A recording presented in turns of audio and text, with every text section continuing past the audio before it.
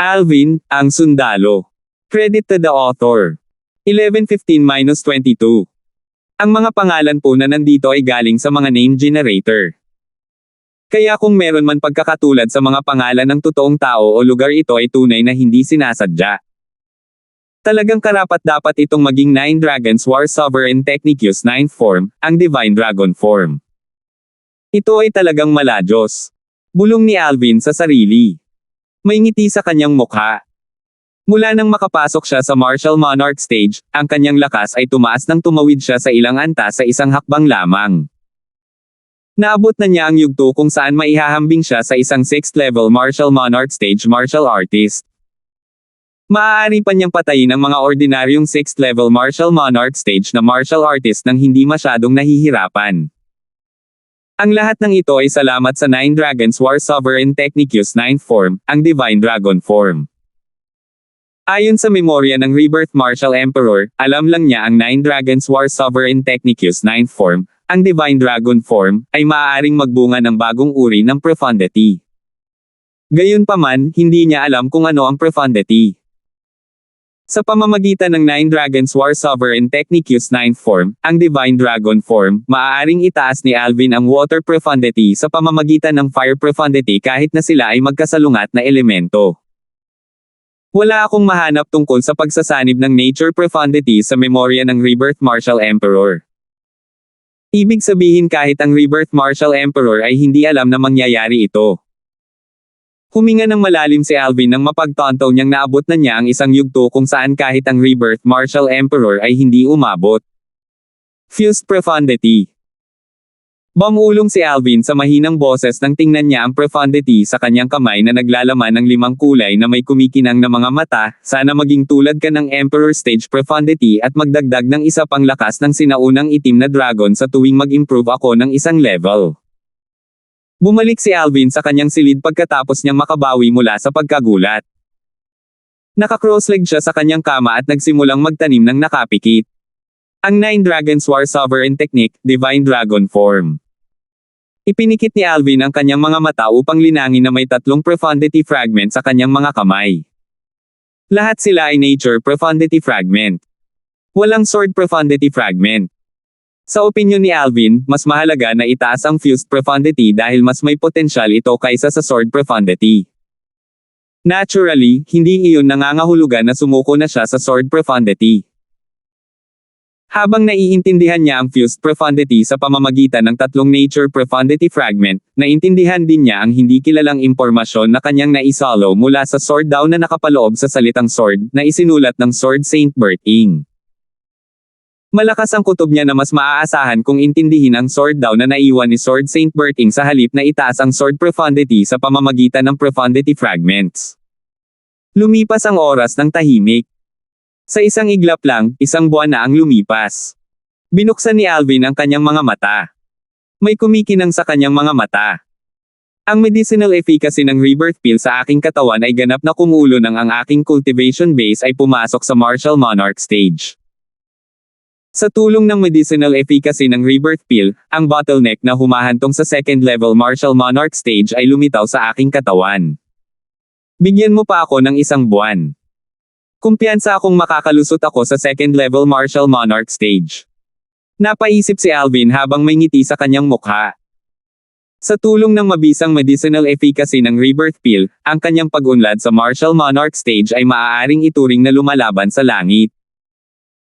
Kapag naabot na ng cultivation base ng isang martial artist ang Martial Monarch stage, hindi na nila mabilis na mapagbuti ang kanilang cultivation sa pamamagitan ng mga spirit fruit. Ang lahat ay unti-unting umuunlad. Naturally, hindi iyon nangangahulugan na walang mga shortcut. Bagamat ang mga martial artists sa Martial Monarch stage o mas mataas ay hindi na mabilis na mapahusay ang kanilang cultivation sa pamamagitan ng pagkonsumo ng mga spirit fruit, maaari nilang pabilisin ang kanilang cultivation sa pamamagitan ng lahat ng uri ng pills na katulad ng mga refined spirit fruit na ginawa para sa mga martial artists ng void transformation. Naturally, mas mabilis lang ito ng kaunti. Kulang pa ito kumpara sa medicinal efficacy ng Rebirth Pill. Ang Rebirth Pill ay maaaring ituring bilang ang hari ng lahat ng mga table tasks. Ang mga ordinaryong table task ay hindi maihahambing dito. Ang mga tabletang maihahambing sa rebirth pill ay napakabihirang at mahalagang mga table tasks. Ang mga ito ay hindi gaanong mahirap makuha kaysa sa isang rebirth pill. Dahil dito, ang bilis ng cultivation ni Alvin ay napakabilis kumpara sa iba pang martial artist ng martial monarch stage. Wala pang 2 buwan mula nang makapasok si Alvin sa first level martial monarch stage, ngunit tiwala siyang makakalusot siya sa second level martial monarch stage sa loob lamang ng 1 buwan.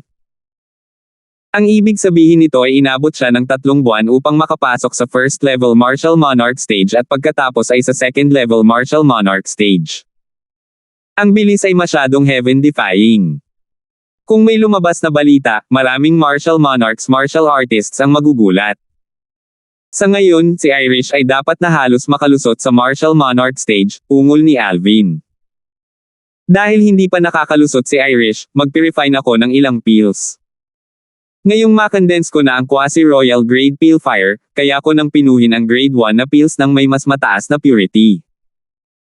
Ang mga mata ni Alvin ay kumikinang na may isang maliit na apoy sa kanyang palad nang iangat niya ang kanyang braso. Ibang-iba ang tipak ng apoy sa grade 1 na pill fire na dati niyang ni-condense.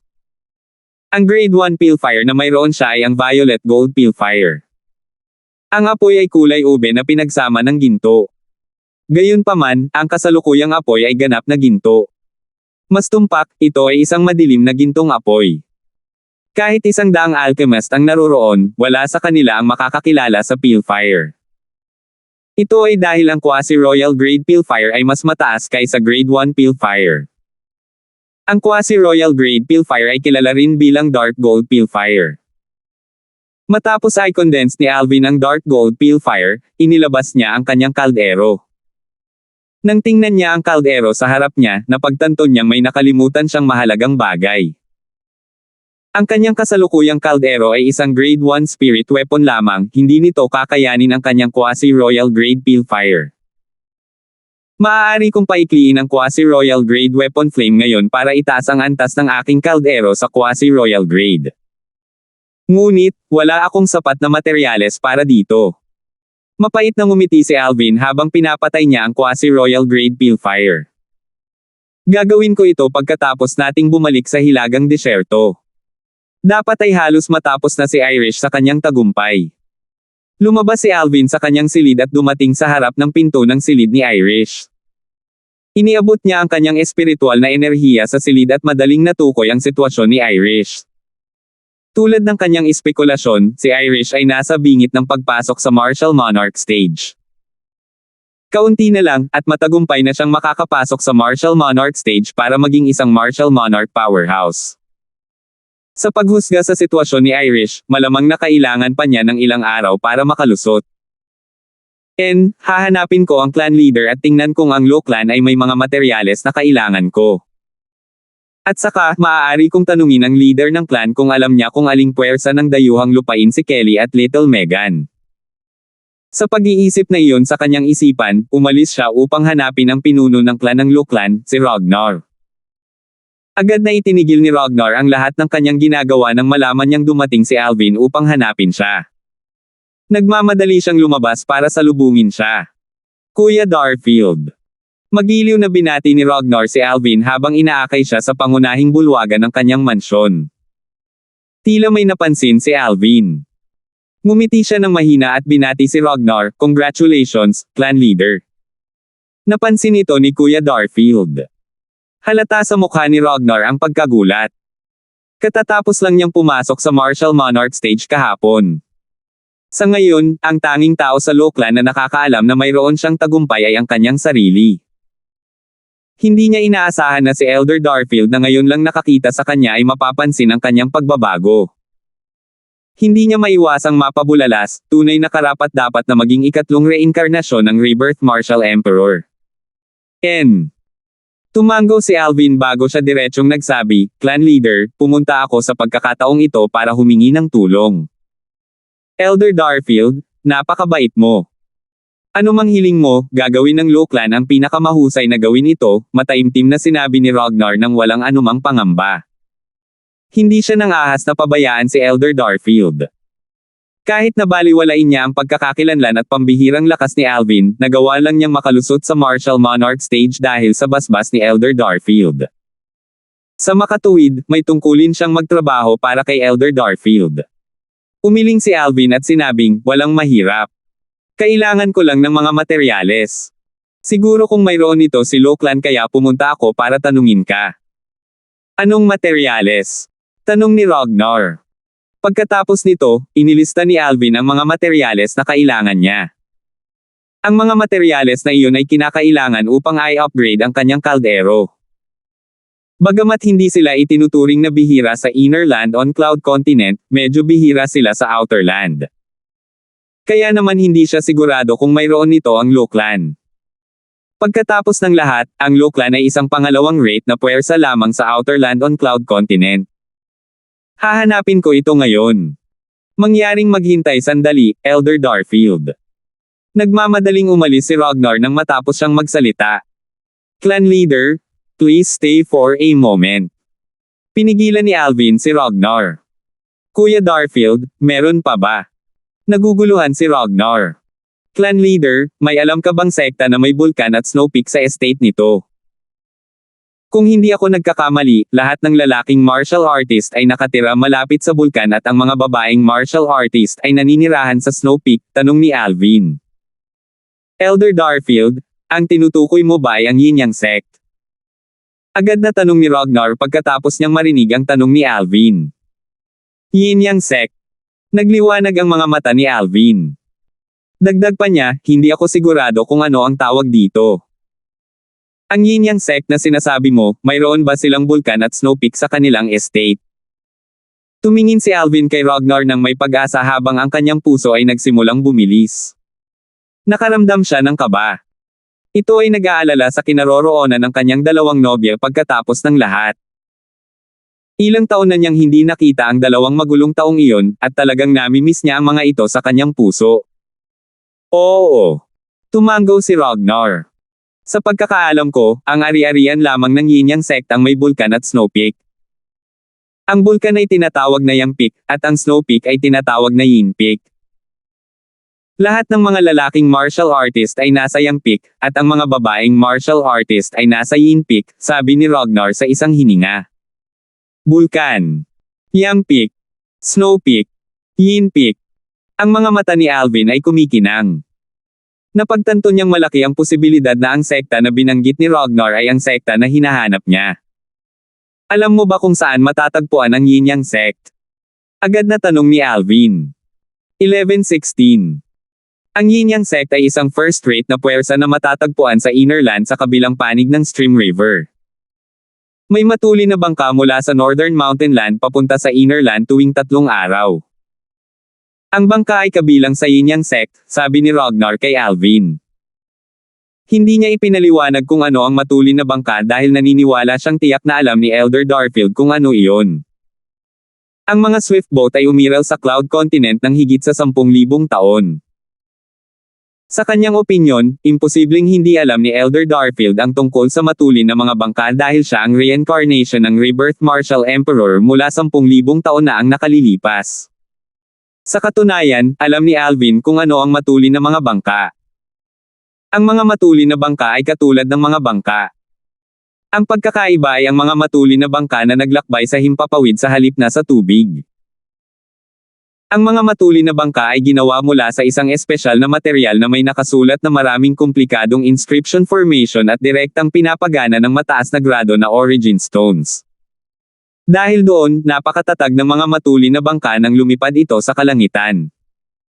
Sa alaala ng Rebirth Martial Emperor, malinaw na alam ni Alvin kung anong uri ng lugar ang Stream River. Ang Stream River ay isang lubhang nakakatakot at mapanganib na lugar. Masasabing mamamatay ang mga martial artists sa ibaba ng Martial Monarch stage kung tatawid sila sa Stream River. Nakatago ang panganib sa tubig ng Stream River. Bilang karagdagan sa pagkakaroon ng sobrang nakakagulat na gravitational pull, ito rin ay lubhang kinakaing unti-unti. Ang isa ay tiyak na mamamatay, ang isa ay ang hawakan ito. Kahit isang ordinaryong martial monarch stage martial artist ay mahihila sa whirlpool kung makatagpo nila ito. Kahit na ang kanilang mga buto ay hindi maiiwan. Ang mga matulin na bangka ay ginamit dahil sa kung gaano kakilakilabot ang Stream River. Bukod sa talagang malakas at tiwala sa mga martial monarchs, walang ibang nang-ahas na tumawid sa Stream River.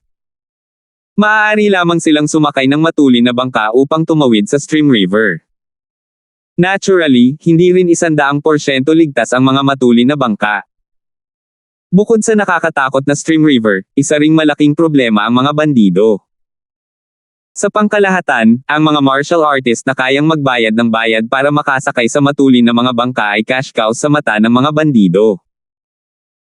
Sa makatuwid, maraming malalakas na bandido ang kukuha ng mas maliliit na matulin na bangka upang manakawin ang mga dumadaang matulin na bangka sa Stream River at kumita mula dito. Sa Cloud Continent, bukod sa pakikipaglaban sa langit, kailangan ding makipaglaban sa mga tao. Ang Yin Yang sect ay isang first-rate na puwersa sa kabilang panig ng Stream River. Nagliwanag ang mga mata ni Alvin, at muling bumilis ang kanyang paghinga. Kelly, Little Megan. Malapit na tayong magkita, bulong ni Alvin sa sarili. Isang mainit na ngiti ang sumilay sa kanyang mukha. Pagkatapos ng maraming taon, tiyak na magiging mas maganda ang dalawa. May kumikinang sa mga mata ni Alvin. Baka sa mukha niya ang pag-asa. Hindi na siya makapaghintay na makasama silang muli. Kuya Darfield, kung wala nang iba pa. Pupunta ako at titingnan ko, sabi ni Ragnar nang makita niyang nag-ambala si Alvin. Nakabawi si Alvin at tumango. Sige po. Pagkaalis ni Ragnar, naghintay si Alvin sa main hall para kay Ragnar. Makalipas ang kalahating oras, bumalik si Ragnar at nagdala ng ilang materyales na kailangan niya. Elder Darfield, ang treasure vault ng ating Lo clan ay hindi lahat ng kailangan mo. Nakahanap ako ng ilan sa koleksyon ng former clan leader. Tumango si Alvin at inilabas ang kanyang grade 1 spirit weapon cauldron sa harap ni Ragnar. Kasabay nito, isang nagngangalit na apoy ang lumitaw sa kanyang mga kamay. Alab ng armas. Lumiwanag ang mga mata ni Ragnar. Nalaman niya na ang Rebirth Martial Emperor ay hindi lamang isang powerhouse sa rurok ng martial Dao at isang nangungunang alchemist, isa rin siyang top weapon craftsman at inscription master mula sa mga journal na ipinasa ng kanyang mga ninuno. Ngayon, sa wakas ay nakita na niya ang ikatlong reincarnation ng Rebirth Martial Emperor's Weapon Flame. Gayunpaman, tila kakaiba ang Weapon Flame. Duan. Elder Darfield, ano itong Weapon Flame? Sa pagkakaalam ko, ang kulay ng weapon flame ng mga manggagawa ng armas ay dapat tumugma sa grade na katulad ng pale fire ng mga alchemist, di ba? Bakit dark gold ang weapon flame mo? Tumingin si Ragnar sa nagsasayaw na madilim na gintong apoy sa mga kamay ni Alvin na may pagkalito. Hindi pa niya nakita o narinig ang ganoong kakaibang weapon flame. Bahagyang ngumiti si Alvin at hindi pinansin si Ragnar. Itinaas niya ang kanyang braso at tinunaw ang mga materyales na ibinigay sa kanya ni Ragnar sa ilang mga pool ng likido. Paanong posible? Nanlaki ang mga mata ni Ragnar. Baka sa mukha niya ang pagkagulat. Natural na sa kanya ang makaramdam ng pagkagulat. Kabilang sa mga materyales na natagpuan niya para kay Elder Darfield sa Treasure Vault, ang Lo clan ay nag-iingat ng talaan para sa isa sa kanila. Halos 1,000 taon na ang nakalilipas, ang isang ninuno ng Lo clan na isang grade 1 alchemist ay nabigo na gawing likido ang materyal na iyon kahit na gumugol ng 3 araw at 3 gabi sa pagpino nito gamit ang grade 1 pale fire. Gayunpaman, ang madilim na gininto ang apoy sa mga kamay ni Elder Darfield ay natunaw ito sa isang sandali. Ang grade 1 pale fire ay hindi mas mababa sa grade 1 weapon flame. Ibig sabihin mahihirapan din ang grade 1 weapon flame na liquefy ang material. Bumilis ang tibok ng puso ni Ragnar. Akala niya naririnig niya ang sariling tibok ng puso niya. Sa sandaling iyon, ang tanging naramdaman niya ay pagkabigla. Maliban kung ang apoy sa kamay ni Elder Darfield ay nalampasan ng isang grade 1 weapon flame. Nagulat si Ragnar. Ayon sa journal na ipinasa ng founder ng Lo clan 10,000 taon na ang nakalilipas, ang Rebirth Martial Emperor's attainment sa medicine refinement daw ay mas mataas na sa grade 1 alchemist. Maaaring ang kanyang natamo sa weapon refinement daw ay nalampasan din ang isang grade 1 weapon craftsman. Ang weapon flame na kanyang condensed ay mas mataas na grade kaysa grade 1 weapon flame. Habang iniisip ito ni Ragnar, lalo siyang nabigla. Umiikot pa rin ang pag-iisip ni Ragnar nang ang madilim na gintong apoy sa mga kamay ni Alvin ay bumalot sa Grade 1 Spirit Weapon Cauldron at pinatunaw ito. Ang likido ay nagsimulang kumulo at kumulo sa isang iglap. Hu! Hu! Hu! Kasunod nito, hindi nagpapahinga si Alvin. Sa halip, kumuha siya ng ilang materyales mula sa kanyang spatial ring bago niya ito tunawin at ihalo sa mga kasalukuyang pool ng likido. Sa simula, ang mga pool ng mga likido ay lubhang repellent sa isa't isa. Gayunpaman, nang ang madilim na gintong apoy ay tanggayin at binalot sila, mabilis silang nagsanib sa isa. Mula sa simula hanggang sa matapos, tumagal lang ng kalahating oras. Ang silhwete ng isang bagong kaldero ay nagsimulang mabuo sa madilim na gintong apoy. Pagkaraan ng isa pang kalahating oras, isang ganap na bagong kaldero ang nahulog sa mga kamay ni Alvin habang ang apoy ay nawala. Quasi-Royal Grade Spirit Weapon Cauldron. Napangiti si Alvin sa kasiyahan nang tingnan niya ang kaldero sa kanyang kamay. Ito ang kauna-unahang Quasi-Royal Grade Spirit Weapon Cauldron na pinino niya. Itong kaldero. Sa wakas ay nakabawi si Ragnar mula sa kanyang pagkagulat sa sandaling ito. Hindi iniwan ng kanyang tingin ang kaldero sa mga kamay ni Alvin. Ang Loklan ay mayroong ilang Grade 1 Spirit Weapon Cauldrons na naiwan ng kanilang mga ninuno 10,000 taon na ang nakalilipas. Gayunpaman, sa mga mata ni Ragnar, lahat ng Grade 1 Spirit Weapon Cauldron na iyon ay hindi kayang makipagkompetensya sa nasa harapan niya. Ang kalderong ito ay tila mas mahusay kaysa sa isang Grade 1 Spirit Weapon Caldero. Bago pa makapag-react si Ragnar, gumawa ng panibagong hakbang si Alvin. Habang itinataas niya ang kanyang kamay, isa pang madilim na gintong apoy ang lumitaw sa kanyang kamay. Ito ay Pale Fire. Napalunok si Ragnar nang makita niya ang eksena sa harap niya. Madilim na gintong Pale Fire. Hindi pa niya nakita o narinig ang tungkol dito. Di nagtagal, nakita ni Ragnar si Alvin na kumukuha ng isang tumpok ng mga panggamot na materyales na pamilyar sa kanya. Nakilala niya ang mga ito sa isang sulyap lang. Ito ay medicinal materials para pinuhin ang Grade 1 Life Recovery Pills.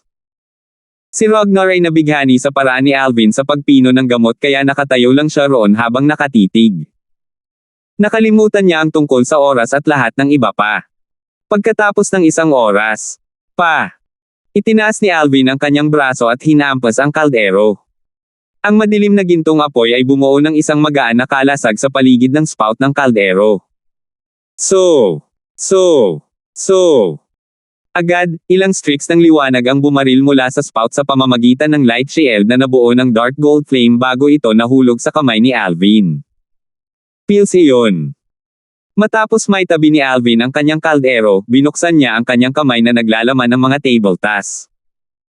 Mayroong 10 kumikinang na table tasks na naglalabas ng malakas na aroma ng panggamot. Nang ilalagay na ni Alvin ang 10 pildores na nilinis niya sa isang bote ng tableta, isang boses ang pumasok sa kanyang tainga. Duan. Kuya Darfield, pwede ko bang tingnan? Nang sumulyap siya, napansin niyang nakatitig si Ragnar sa mga table tasks sa kanyang mga kamay. Bilang tugon, isang tableta ang pumutok kay Ragnar sa pamamagitan lamang ng isang pitik ng mga daliri ni Alvin. Inabot ni Ragnar at maingat na sinalo ang tableta sa kanyang kamay. Noong nakaraan, marami na siyang nakitang Grade 1 Life Recovery Pills. Gayunpaman, ang nasa kamay niya ngayon ay tila tumimbang ng 1,000 tonelada. Ito ay dahil ang kadalisayan ng tableta ay hindi pangkaraniwang. Inilipat ni Ragnar ang kanyang tingin kay Alvin at nagtanong, Elder Darfield. Ang kadalisayan ng Grade 1 Life Recovery Pill na ito ay higit sa 77%.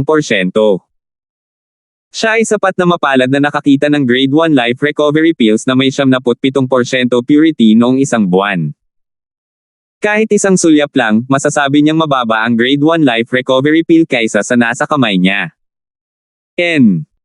Tumango si Alvin at casual na sinabi, ang Grade 1 Life Recovery Pills na pinino ko sa pagkakataong ito ay mayroon lamang 79% na kadalisayan. Madadaanan lang ito. 79% kadalisayan. Possible lang. Nanlaki ang mga mata ni Ragnar, at kumaibot ang gilid ng kanyang bibig. Pakiramdam niya ay iba ang wavelength niya sa binata na naka-purple na nakatayo sa harapan niya.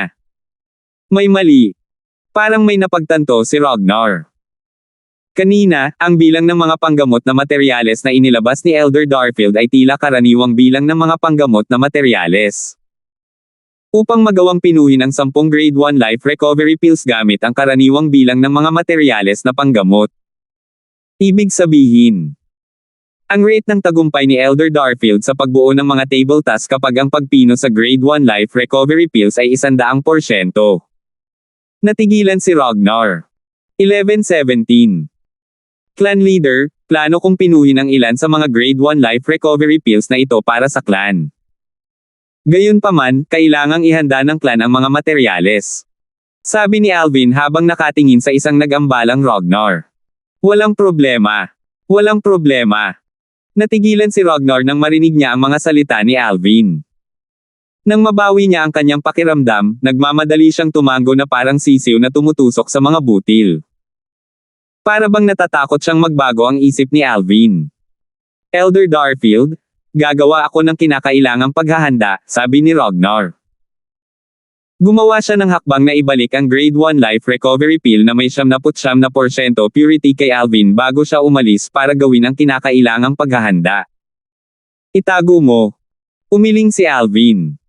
Hindi niya ininom ang pill na ibinigay ni Ragnar. Salamat, Elder Darfield, mabilis na nagpasalamat sa kanya si Ragnar bago siya nagmamadaling umalis. Hindi ito biro. Ito ay may kaugnayan sa Grade 1 Life Recovery Pills na may 79% purity.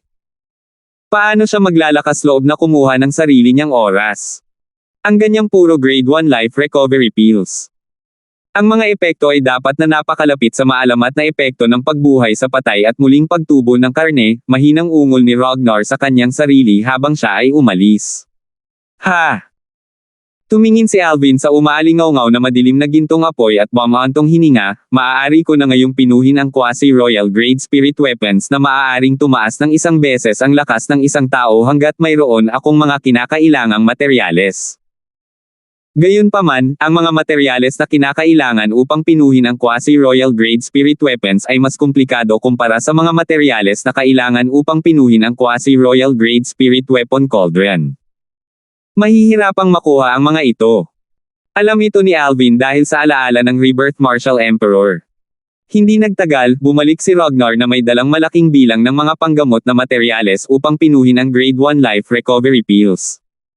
Mayroong 30 batch ng mga materyales na panggamot. Matapos isagawa ni Alvin ang blood ownership claim sa Spatial Ring, tiningnan niya ang mga gamot na nasa loob nito. Napaawang ang sulok ng bibig niya nang makita ang nasa loob. Clan Leader, sinusubukan mo ba akong pahirapan hanggang mamatay? Elder Darfield, huwag mong intindihin. Kailangan mo lang pinuhin ang 10 batch ng mga panggamot na materyales na ito. Maaari mong isaalang-alang ang natitira bilang reward mula sa Low Clan kay Elder Darfield, mabilis na sabi ni Ragnar. Naunawaan ni Alvin ang intensyon ni Ragnar. Tila may sasabihin pa si Ragnar. Pagkaraan ng ilang sandali, kinagat niya ang bala at nag-aalinlangan na nagtanong, may isa pa. Elder Darfield, iniisip ko kung papayagan mo ba akong magpatawag ng ilang matatanda upang mag-obserba habang pinipino mo ang Grade 1 Life Recovery Pills. Tumango si Alvin bago sinabing, kaya mo. Gayunpaman, ayaw ko sa ingay at excitement. Bukod doon, dapat silang maging Grade 2 alchemist na tulad mo. Oo. Mabilis na tumango si Ragnar. Umalis siya sa main hall at inutusan ng isang tao na ipatawag ang ilang Grade 2 alchemist. Ang ilang Grade 2 alchemist sa Low Clan ay agad na tinalikuran ang anumang ginagawa nila at nagmadaling lumapit sa sandaling marinig nila na pinahintulutan silang obserbahan si Elder Darfield na nagpipino ng gamot. Sino si Elder Darfield? Isang Grade 1 alchemist. Isang alchemist na kayang pinuhin ang mga table tasks na may 77% na kadalisayan. Sa wakas ay nagkaroon sila ng pagkakataon na obserbahan ang gayong alchemist sa trabaho. Hindi nila palalampasan ang pagkakataong ito maliban na lang kung nawalan sila ng malay. Kuya Darfield. Sa pangunahing bulwagan ng tirahan ni Ragnar, si Alvin ay napapaligiran ni Ragnar at 4 pang matandang lalaki. 5 pares ng nag-aapoy na mga mata ang nakatutok sa kanya. Tumango si Alvin sa 4 na matatandang lalaki bago niya sinimulang pinuhin ang Grade 1 Life Recovery Pills. Dahil sa pagsasaalang-alang sa 5 lalaki, sadyang binigilan niya ang paggalaw. Hu! Hu! Hu! Ang 5 lalaki ay nabighani sa pamamaraan ng pagpino habang pinagmamasdan nila si Alvin. Tuwang-tuwa sila. Pino ni Alvin ang 10 batch ng Grade 1 Life Recovery Pills. 10 beses niyang ginamit ang parehong pamamaraan ng pagpino bago siya tuluyang tumigil. Inilagay ni Alvin ang kanyang kaldero, at 10 bote ng tableta ang lumitaw sa kanyang kamay. 10 Grade 1 na Life Recovery Pills ang nakaimbak sa bawat bote. Iniwan ni Alvin ang 10 bote ng tableta sa gilid at tahimik na umalis nang makita niya si Ragnar at ang iba pa na pinag-iisipan ang kanyang diskarte sa pagpino. Pagkalabas ng pangunahing bulwagan, napagtanto ni Alvin na gabi na. Maghintay hanggang makalusot si Irish sa Martial Monarch stage. Ibabalik ko siya sa hilagang disyerto. Skywolf Fort, oras na para ayusin natin ang mga utang sa pagitan natin. Bumulong si Alvin nang umalis siya sa tirahan ni Ragnar. Mahina ang boses niya, pero sobrang lamig. Sariwa pa sa kanyang isipan ang eksena kung saan pinangunahan siya ng 4 na dakilang Vice Fort Master ng Skywolf Fort sa 10 matatanda ng Skywolf Fort na manghuli sa kanya noon. Kung hindi dahil sa Devil Seal Tablet na nagdevil sa akin at nagbigay sa akin ng lakas para patayin ang mga Elder ng Skywolf Fort na iyon. Naging alabok na ako sa Cloud Continent. May malamig na kislap sa mga mata ni Alvin. Kahit na umalis na si Alvin, si Ragnar at ang 4 na Grade 2 Alchemist ng Lochlan ay hindi pa rin bumabalik sa kanilang katinoan. Buong gabi silang nakatayo doon. Nabalik lang sila sa realidad sa ikalawang umaga. Ang unang naka-recover ay si Ragnar. Parang Diyos si Kuya Darfield. Napabuntong hininga si Ragnar nang maisip niya ang pamamaraan ng pagpino na malalim na nakaukit sa kanyang utak. Isang gabi lang iyon, pero pakiramdam niya ay halos nakikita na niya ang threshold para maging Grade 1 Alchemist. Isang hakbang na lang ang kailangan niya bago siya naging Grade 1 Alchemist. Maya-maya, nakita ni Ragnar ang 10 bote ng tableta na maayos na nakalagay sa mesa sa gilid, at agad na lumiwanag ang kanyang mga mata. Isa-isa niyang iniligpit ang mga bote ng pills. Ang 4 na Grade 2 Alchemist ay sunod-sunod na nakabawi at nagtanong ng may Pinonibik, clan leader, ang Grade 1 Life Recovery Pills na si Elder Darfield ay nagpino. Mayroon ba silang 77% purity? Nagbukas si Ragnar ng bote ng tableta para tingnan. Nanlaki ang mata niya. Nilaybot ng mga mata ni Ragnar ang lahat ng 4 na Grade 2 Alchemist. Itong Grade 1 Life Recovery Pills. Humina ang boses niya. Nang makita ang Pinonibik sa mga mukha ng 4 na Grade 2 Alchemist, lumunok siya bago sinabi, lahat sila ay Grade 1 Life Recovery Pills na may 79% purity. 79% purity. Ang 4 na Grade 2 Alchemist ay natigilan nang marinig nila ang mga salita ni Ragnar. Sinaunang Desert City, sa hilagang disyerto. Sa sandaling ito, 4 na hindi inanyayahang bisita ang lumitaw sa Ancient Desert City. Ang namumuno sa grupo ay isang matandang may puting buhok. Wala siyang iniwang bakas habang lumilipad siya sa kalangitan. Para siyang lubusang pinagsanib sa langit at lupa. Sa malapit na pagsisiyasat, mapapansin ang isang nasa katanghaliang gulang na lalaki na lumilipad sa tabi niya. 3 nasa katanghaliang gulang na lalaki ang sumunod sa kanila na parang mga anino. Nakasuot ng berdeng uniforme ang 3 nasa katanghaliang gulang na ito na may nakaberde sa kanilang mga dibdib ng salitang araw. Sa itaas ng salitang araw, may 2 pang salita na nakaberde sa mas maliliit na letra. Northern Divergent. Sa isang iglap lang ay nakapasok na silang 4 sa Skywolf Fort. Sino yan? Ang mga tao mula sa Skywolf Fort ay nagbabantay na parabang sila ay nakaharap sa matitinding mga kaaway. Ang Sun Clan ng Northern Divergent, Zakai. Kumalat sa bawat sulok ng Skywolf Fort ang marilag na boses ng matandang may puting buhok sa pangunguna. Ang Sun Clan ng Northern Divergent. Marami sa mga alagad ng Skywolf Fort ang nataranta. Sa panloob na kuta ng Skywolf Fort, 6 na tao ang bumangon sa himpapawid. Lahat sila ay mukhang marangal. Halatang kilala nila ang Sun Clan ng Northern Divergent. Pinamunuan sila ng isang matanda na nakasuot ng berde. Sa likod ng nakaberdeng matanda ay may 4 na matandang lalaki at isang nasa katanghaliang gulang na lalaki. Ang Northern Divergent Sun Clan ay isang second-rate na puwersa sa Northern Divergent. Ano ang ginagawa nila dito sa Skywolf Fort? Ang nakaberdeng matanda ay ang Fort Master ng Skywolf Fort, Lachlan. Naguguluhan siya. Guro.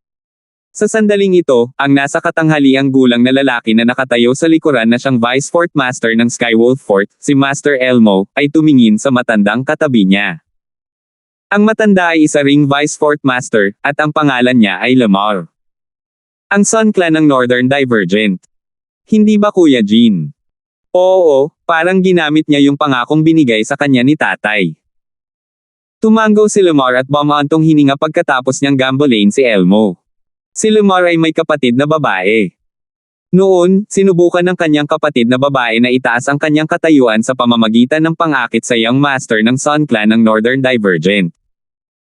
Gayunpaman, hindi man lang siya nabigyan ng titulong mistress. Bagamat nakapasok siya sa Sun Clan dahil buntis siya ng anak, kailangan niyang manatili sa servants' quarter. Bukod dito, hindi man lang kwalipikado ang kanyang anak na kunin ang apelyidong Sun. Ang Young Master noon ay ang kasalukuyang clan leader ng Sun Clan. Marami siyang namumukod tanging anak na lalaki at babae kaya wala siyang pakialam sa buhay at kamatayan ng isang anak sa labas. Gayunpaman, nangako pa rin siyang tutuperin ang isa sa mga hiling ng illegitimate son basta't hindi kalabisan ang hiling. Ito ay dahil ang illegitimate son ay dumadaloy pa rin sa kanyang mga ugat kahit anong mangyari. Ang illegitimate na anak na iyon ay anak ng kapatid ni Lamar na pamangkin din ni Lamar. Jean Driscoll.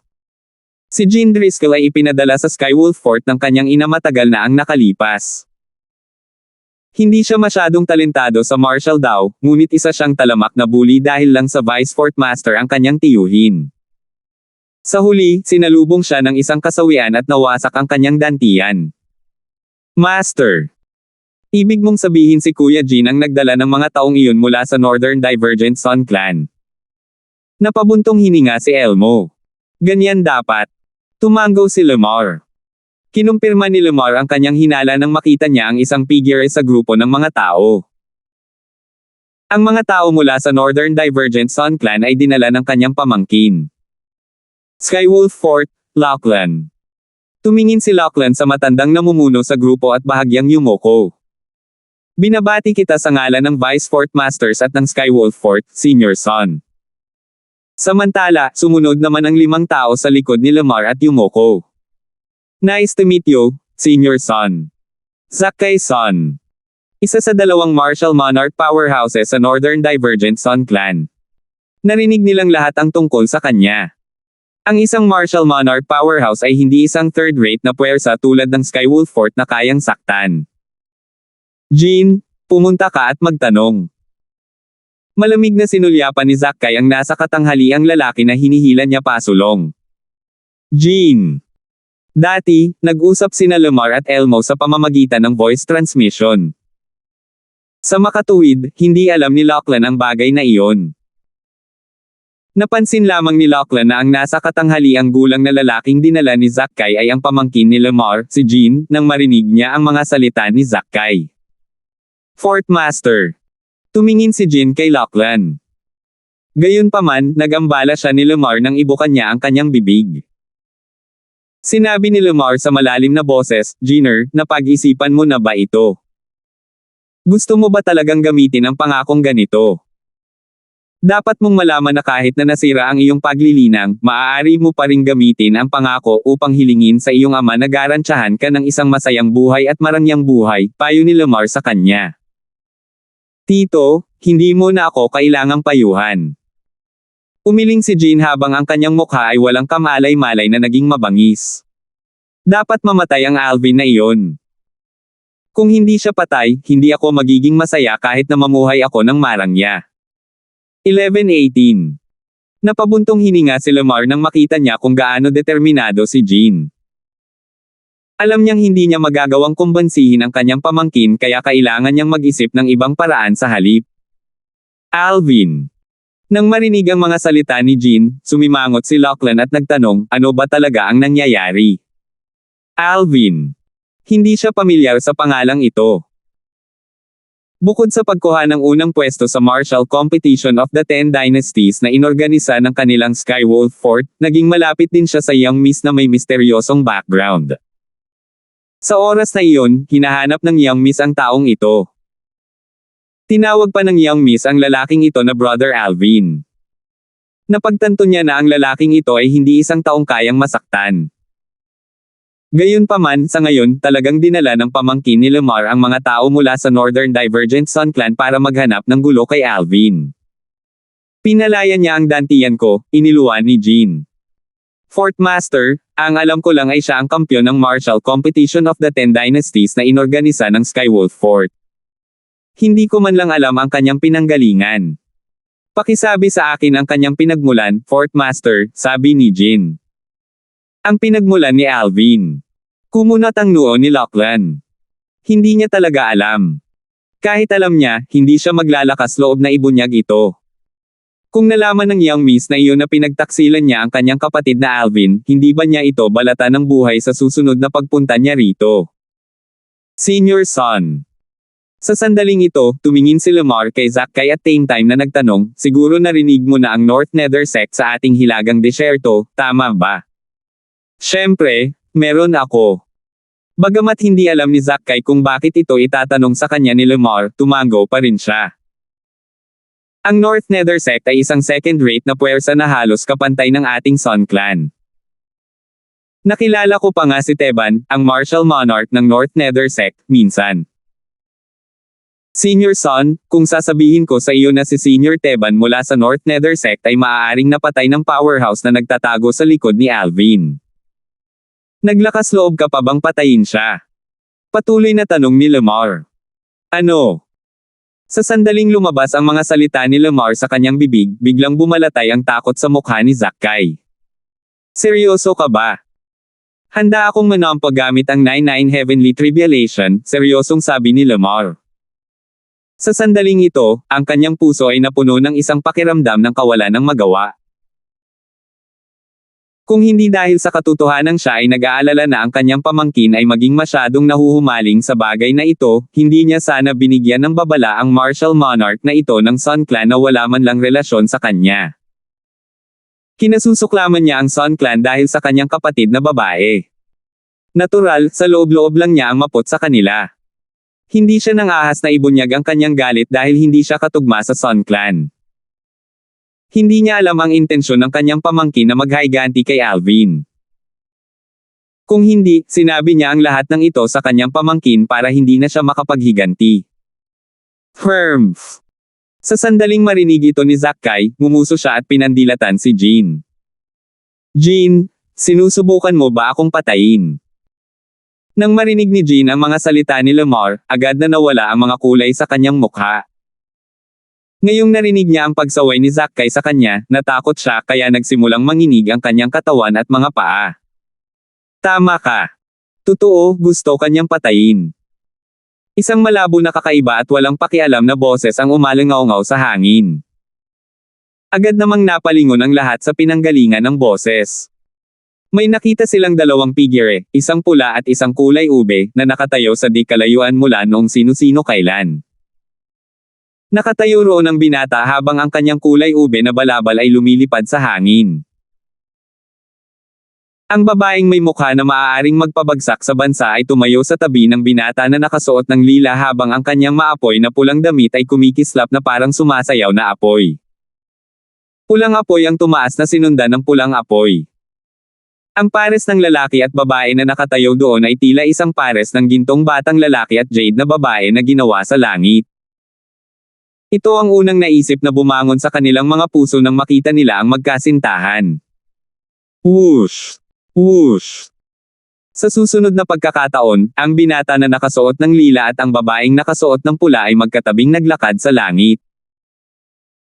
Maya-maya, dumating sila malapit sa lugar kung saan nakatayo ang mga tao ng Skywolf Fort at Northern Divergent Sun Clan. Ito ay isang tripartite confrontation. Alvin. Nakilala ng 5 Vice Fort Master ang binata na nakasuot ng lila, at agad na namutla ang kanilang mga mukha. Hindi nila inaasahan na lilito siya sa sandaling mabanggit ang kanyang pangalan. Bukod dito, halatang hindi siya nagpunta sa Skywolf Fort na may mabuting hangarin. Ang 4 na Vice Fort Masters ng Skywolf Fort na minsan nang nanghuli kay Alvin, Elmo, Carmelo, Mace, at Kang Yu, ay namutla at bakas sa kanilang mga mata ang mga bakas ng pagkabalisa. Nalaman lang nila kay Lamar na may tao sa likod ni Alvin na kayang pumatay ng Martial Monarch. Ang 4 sa kanila ay hindi maiwasang mapatingin sa kanilang paligid na parang sinusubukan nilang hanapin ang powerhouse na nagtatago sa likod ni Alvin. Sa kasamaang palad, wala silang makitang sinuman. Tumingin sina Lachlan at Zack kay Alvin at halos sabay na nagtanong, "Ikaw si Alvin?" Ang Sun Clan ng Northern Divergent. Hindi pinansin ni Alvin si Lachlan ngunit walang pakialam na tumingin kay Zack. Nakikita kong mayroon kang magandang cultivation base. Second level Martial Monarch Stage. Mas malakas kaysa sa teba na iyon mula sa North Nether Sect. Ikalawang antas Martial Monarch Stage.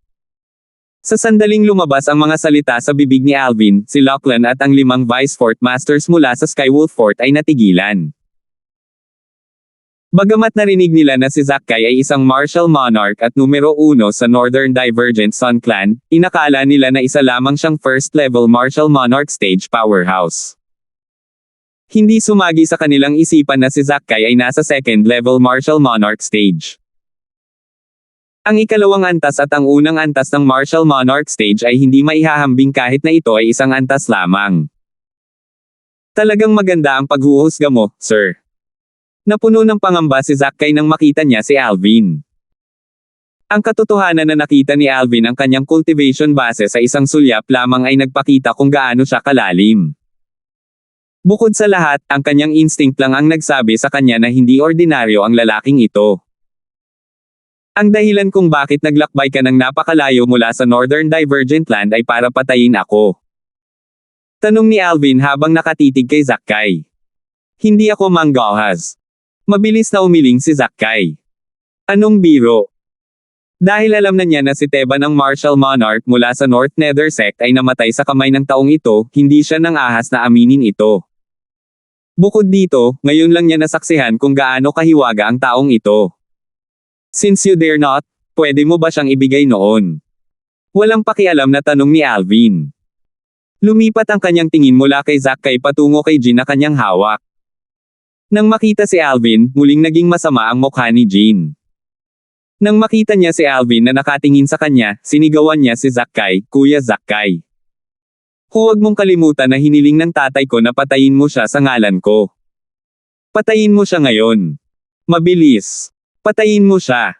Gayunpaman, tila walang pakialam si Zack kay Jean. Sa halip, tumingin siya kay Alvin at sinabing, "Sir, anak pa rin siya ng clan leader ng ating Sun Clan kahit ano pa ang mangyari. Maaari mo siyang isama, ngunit maaari ka bang magpakita ng sinseridad, sir?" Sincerity. Sandaling natigilan si Alvin. Maya-maya pa ay ngumiti siya. Sa sumunod na sandali, bahagyang nilinggan niya ang 4 na Vice Fort Masters ng Skywolf Fort, hindi kasama si Lamar na nakatayo sa likod ng Lachlan. 4 na Vice Fort Masters, muntik mo nang kunin ang buhay ko, di ba? Namutla si Carmelo at ang 3 pa nang makita nilang nakatitig si Alvin sa kanila. Napakunot ang noo ni Lachlan nang marinig niya ang mga salita ni Alvin. Tatanungin na sana niya kung may hindi pagkakaunawaan dahil hindi niya alam ang insidente kung saan ang 4 niyang Vice Fort Masters ay hinabol si Alvin. Darfield. Gayunpaman, naputol siya bago niya maipagpatuloy ang pagtatanong. Whoosh! Naputol ang tunog ng espadang sumisipol sa hangin. Laking gulat niya nang matuklasan na ang 4 na Vice Fort Masters na tinititigan ni Alvin ay may dugong buta sa kanilang lalamunan. Bumulwak ang nakasisilaw na pula at sariwang baha mula sa mga dagwang sugat. Ilang sandali pa ay bumagsak ang 4 na katawan sa lupa. Ang 4 na dakilang Vice Fort Masters ng Skywolf Fort ay namatay lahat sa isang kisap mata. Mula sa umpisa hanggang sa wakas, ang narinig lang ni Lachlan ay ang tunog ng sipol ng espada na nawala kaagad nang lumitaw ito. Wala siyang nakitang anumang ebidensya na gumawa ng hakbang si Alvin.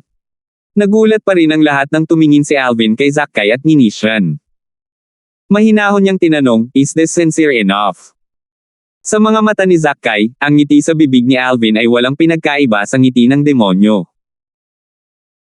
Sa sandaling ito, ang tanging naramdaman ni Zackay ay isang pakiramdam ng lamig na gumapang mula sa ilalim ng kanyang mga paa hanggang sa tuktok ng kanyang ulo. Tama na. Tama na. Mabilis na tumango si Zackay. Itinaas niya ang kanyang kamay at ibinato si Jean kay Alvin. "Sir Darfield, I'm sorry sa nasaktan ka. Sana mapatawad mo ako." Malamig na pawis ang noo ni Zackay. Ito ang kanyang unang pagkakataon na makatagpo ng isang nakakatakot na powerhouse. Sinong nagsabing may nakatago si Alvin sa likod niya na pumatay kay Teban? Mali ang lahat. Si Alvin mismo ay isa ng nakakatakot na powerhouse. Sa lahat ng taong naroroon, siya lang ang nakakita kay Alvin na itinaas ang kanyang kamay. Gayunpaman, hindi niya nakita ang bahagi kung saan bumaril ang sinag ng espada ni Alvin at tumagos sa lalamunan ng 4 na dakilang Vice Fort Masters. Sa sandaling iyon, alam niyang magiging madali para kay Alvin na patayin siya. Mabuti. Madaling nahuli ni Alvin si Jean. Wala nang panahon si Jean para makahinga bago siya itinapon sa malaking combat ring na matatagpuan sa panlabas na kuta ng Skywolf Fort. Whoosh! Si Jean na si Dantian ay matagal ng baldado, at sa gayon ay nawala ng kanyang origin energy, ay bumagsak sa tumataas na bilis. "Tito! Iligtas mo ako! Tito! Iligtas mo ako, please! Ayokong mamatay! Ayoko pang mamatay!" Si Jean na natakot sa paraan ng pakikitungo ni Alvin sa mga bagay-bagay ay sa wakas ay nanumbalik ang kanyang katinoan nang siya ay itinapon ni Alvin. Bumalatay ang takot sa kanyang mukha habang sumisigaw siya ng tulong mula kay Lamar sa tuktok ng kanyang mga baga. Huminga ng malalim si Lamar habang masakit niyang ipinikit ang kanyang mga mata. Bakas sa sulok ng kanyang bibig ang isang bakas ng pait.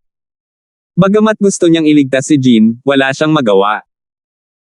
Sa lakas na kasalukuyang taglay ni Alvin, magiging kasing dali ng pagpatay ng manok o pagputol ng damo para kay Alvin na patayin siya. Kung ililigtas niya si Jean, hindi lang siya mabibigo, pati na rin ang kanyang buhay. Dahil dito, nakatitig lang siya nang walang ginagawa. Ang kanyang sariling buhay ang pinakamahalaga pagkatapos ng lahat. Bam! Sumisigaw pa rin si Jean hanggang sa nahulog siya sa combat ring. Ang kanyang katawan ay bumagsak ng marahas sa lupa, na naging isang pulpy at madugong gulo. Agad na bumalot ang katahimikan sa eksena. "Lamar, ano ba talaga ang nangyayari?" Sa wakas ay binasag ng boses ni Lachlan ang katahimikan. Mabangis na tiningnan ni Lachlan si Lamar. "Hindi ba't binalaan ko na kayong lahat noon na huwag pakialaman si Alvin kahit anong mangyari?" 11:19 Napatingin si Alvin kay Lachlan na walang pakialam nang marinig niya itong pinapayuhan si Lamar. Sa kanyang opinyon, sinasabi lamang ito ni Lachlan para iligtas ang kanyang sariling buhay. "Fort Master." Ngumiti si Lamar ng pilit. "Matagal pa bago mo kami binalaan, ang 4 na tao na iyon ay nasaktan na si Alvin.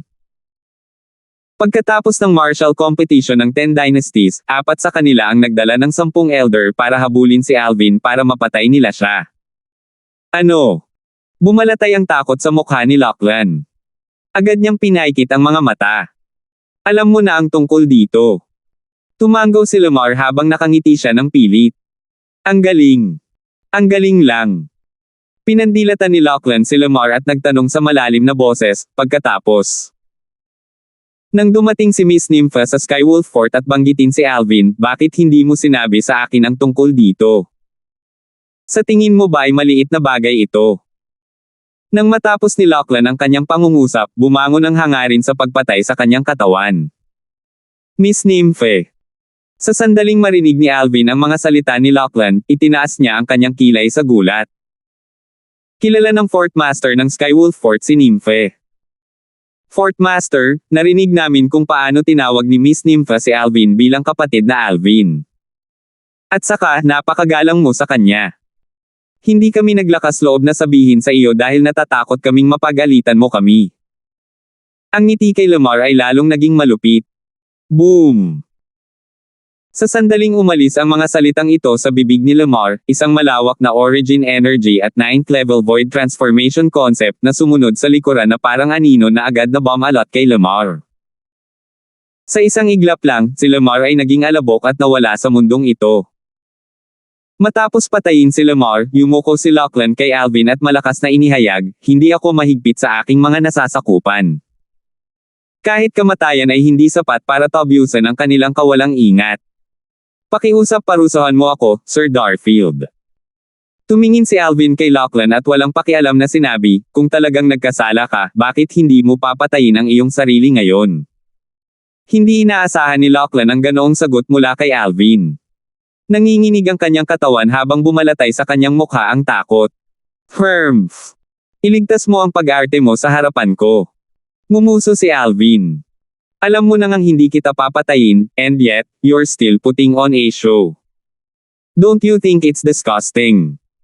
Nang marinig ang mga salita ni Alvin, nakahinga ng maluwag si Lachlan at agad na nambobola si Alvin, talagang matalino si Sir Darfield. Gayunpaman, hindi gusto ni Alvin ang ganitong uri ng bagay. Hindi pinansin ni Alvin ang kanyang pambobola at binago ang paksa. "Kilala mo si Nymphe?" "Oo." Magalang na tumango si Lachlan. Alam niyang ang tagapagligtas niya ngayon ay ang young miss na iyon. "Alam mo ba ang background ni Nymphe?" Tanong muli ni Alvin. "Hindi, ayoko." Napangiti si Lachlan ng pilit. "Ang alam ko lang na young miss. I mean, hindi ganoon ka-simple ang identity ni Miss Nympha. Ang nasa tabi niya ay isang makapangyarihang tao mula sa aking angkan. Kung isasaalang-alang natin ang seniority, masasabi mong ninuno ko siya." Nakataas ang isang kilay ni Alvin habang nagtanong, "Numi?" "Oo, ganyan ang tawag sa kanya ni Miss Nympha," magalang na tugon ni Lachlan. "Kailan mo pa nakita si Nymphe?" Tanong muli ni Alvin. Natutunan ni Alvin ang ilang bagay mula kay Lachlan. Noong una, noong nasa 5-element sect pa siya, pumunta si Nympha sa Skywolf Fort at tinanong kung nasaan siya. Pagkatapos noon, gusto ni Nympha na isama siya ni Lachlan para hanapin siya, ngunit hindi nabunga ang paghahanap. Sa huli, nagpakita si Numi at dinala si Nympha. Ibig mong sabihin, may isa pang binibini sa tabi ni Nympha? Nagtataka na tanong ni Alvin. "Oo." Tumango si Lachlan. "Tama na, umalis ka na. Dahil napatay ko na ang mga nagpasimula ng kasamaang ito, at para sa kapakanan ng iyong malapit na relasyon kay Nympha, hindi ko nagagawing mahirap ang mga bagay para sa iyo at sa Skywolf Fort," sabi ni Alvin at winawagayway ang kanyang kamay ng may pagtatanggi. "Oo," sagot ni Lachlan at agad na umalis. Hindi siya nangahas na magantala dahil natatakot siyang magbago ang isip ni Alvin at papatayin siya. Pagkaalis ni Lachlan, tumingin si Alvin kay Zakai, ang Martial Emperor ng Northern Divergent Sun Clan. "Sir Darfield." Yumuko si Zakai ng may paggalang. Yumuko rin ang tatlong tao sa likod niya. May bakas ng pangamba sa lalim ng kanilang mga mata. Kung alam nilang ganito kay-tikot ang target nila, hindi sana sila darating kahit na nangangahulugan ito ng pagsuway sa utos ng clan leader. Mapalad na ang powerhouse na ito ay tila walang intensyon na humanap ng gulo sa kanila. "Ano? Pinipilit mo pa ring manatili dito? Wala ka bang balak na mag-scram pabalik sa Sun Clan ng Northern Divergent mo? Hinihintay mo bang i-treat kita ng tanghalian?" Mahinahong tanong ni Alvin. Hindi. Hindi." Nang marinig ang mga salita ni Alvin, si Zakai ay tinamaan ng pagkabalisa. "Sir Darfield, babalik na po kami ngayon sa Northern Divergent Land. Gumagawa na po kami ngayon. Sir Darfield, tiyak na malugod kaming tatanggapin kung may oras kayong bumisita." Sa sandaling natapos ni Zakai ang kanyang mga salita, dali-dali niyang dinala ang tatlong tao at umalis na kasing bilis ng kidlat. Nawala sila sa abot tanaw sa isang kisap lang ng mata. Sa wakas, tanging si Alvin at ang babaeng nakasuot ng pula ang naiwan sa langit. Ang babaeng nakasuot ng pula ay walang iba kundi si Irish. Mula sa simula hanggang sa katapusan, si Irish ay tahimik lang na nakatayo sa tabi ni Alvin. Ang lamig sa kanyang napakaganda at pinong mukha ay nagsimulang maglaho pagkaalis ng lahat. Nako! Muntik na akong may nakalimutan. Isang bumbilya ang pumasok sa isip ni Alvin. Sa susunod na pagkakataon, nawala siya sa lugar, naiwan lamang si Irish na nakatayo sa parehong lugar na tahimik na naghihintay sa kanya.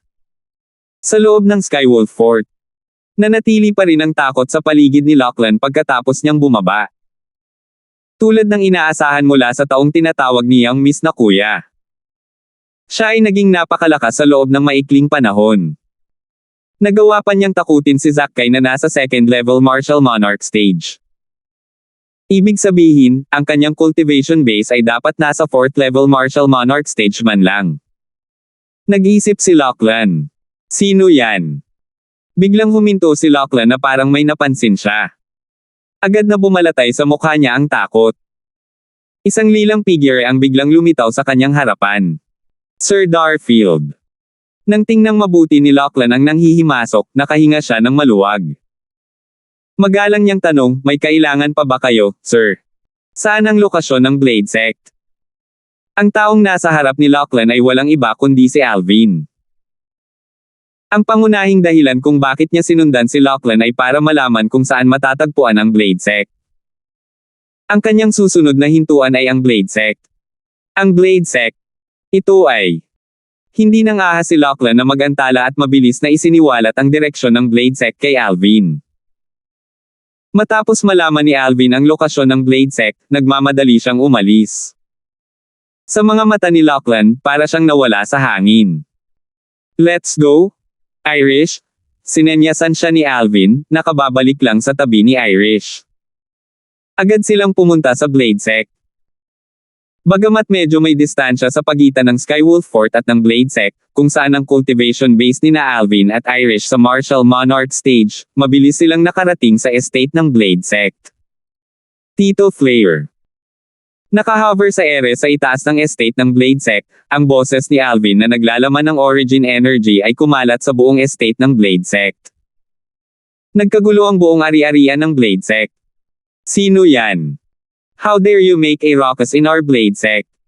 Firms. Sino itong bulag na naglakas loob na manggulo sa Blade Sect natin? Turuan ko siya ng leksyon. Tara na. Turuan natin siya ng leksyon kung bakit namumula ang rosas.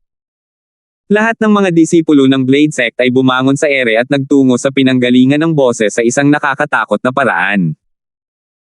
Nakita nila ang dalawang tao na nakatayo sa hangin sa itaas ng estate ng Blade Sect.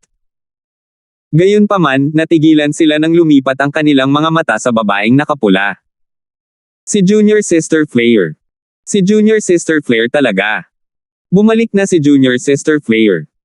Marami sa mga alagad ng Balde Sect ang nakakilala kay Irish.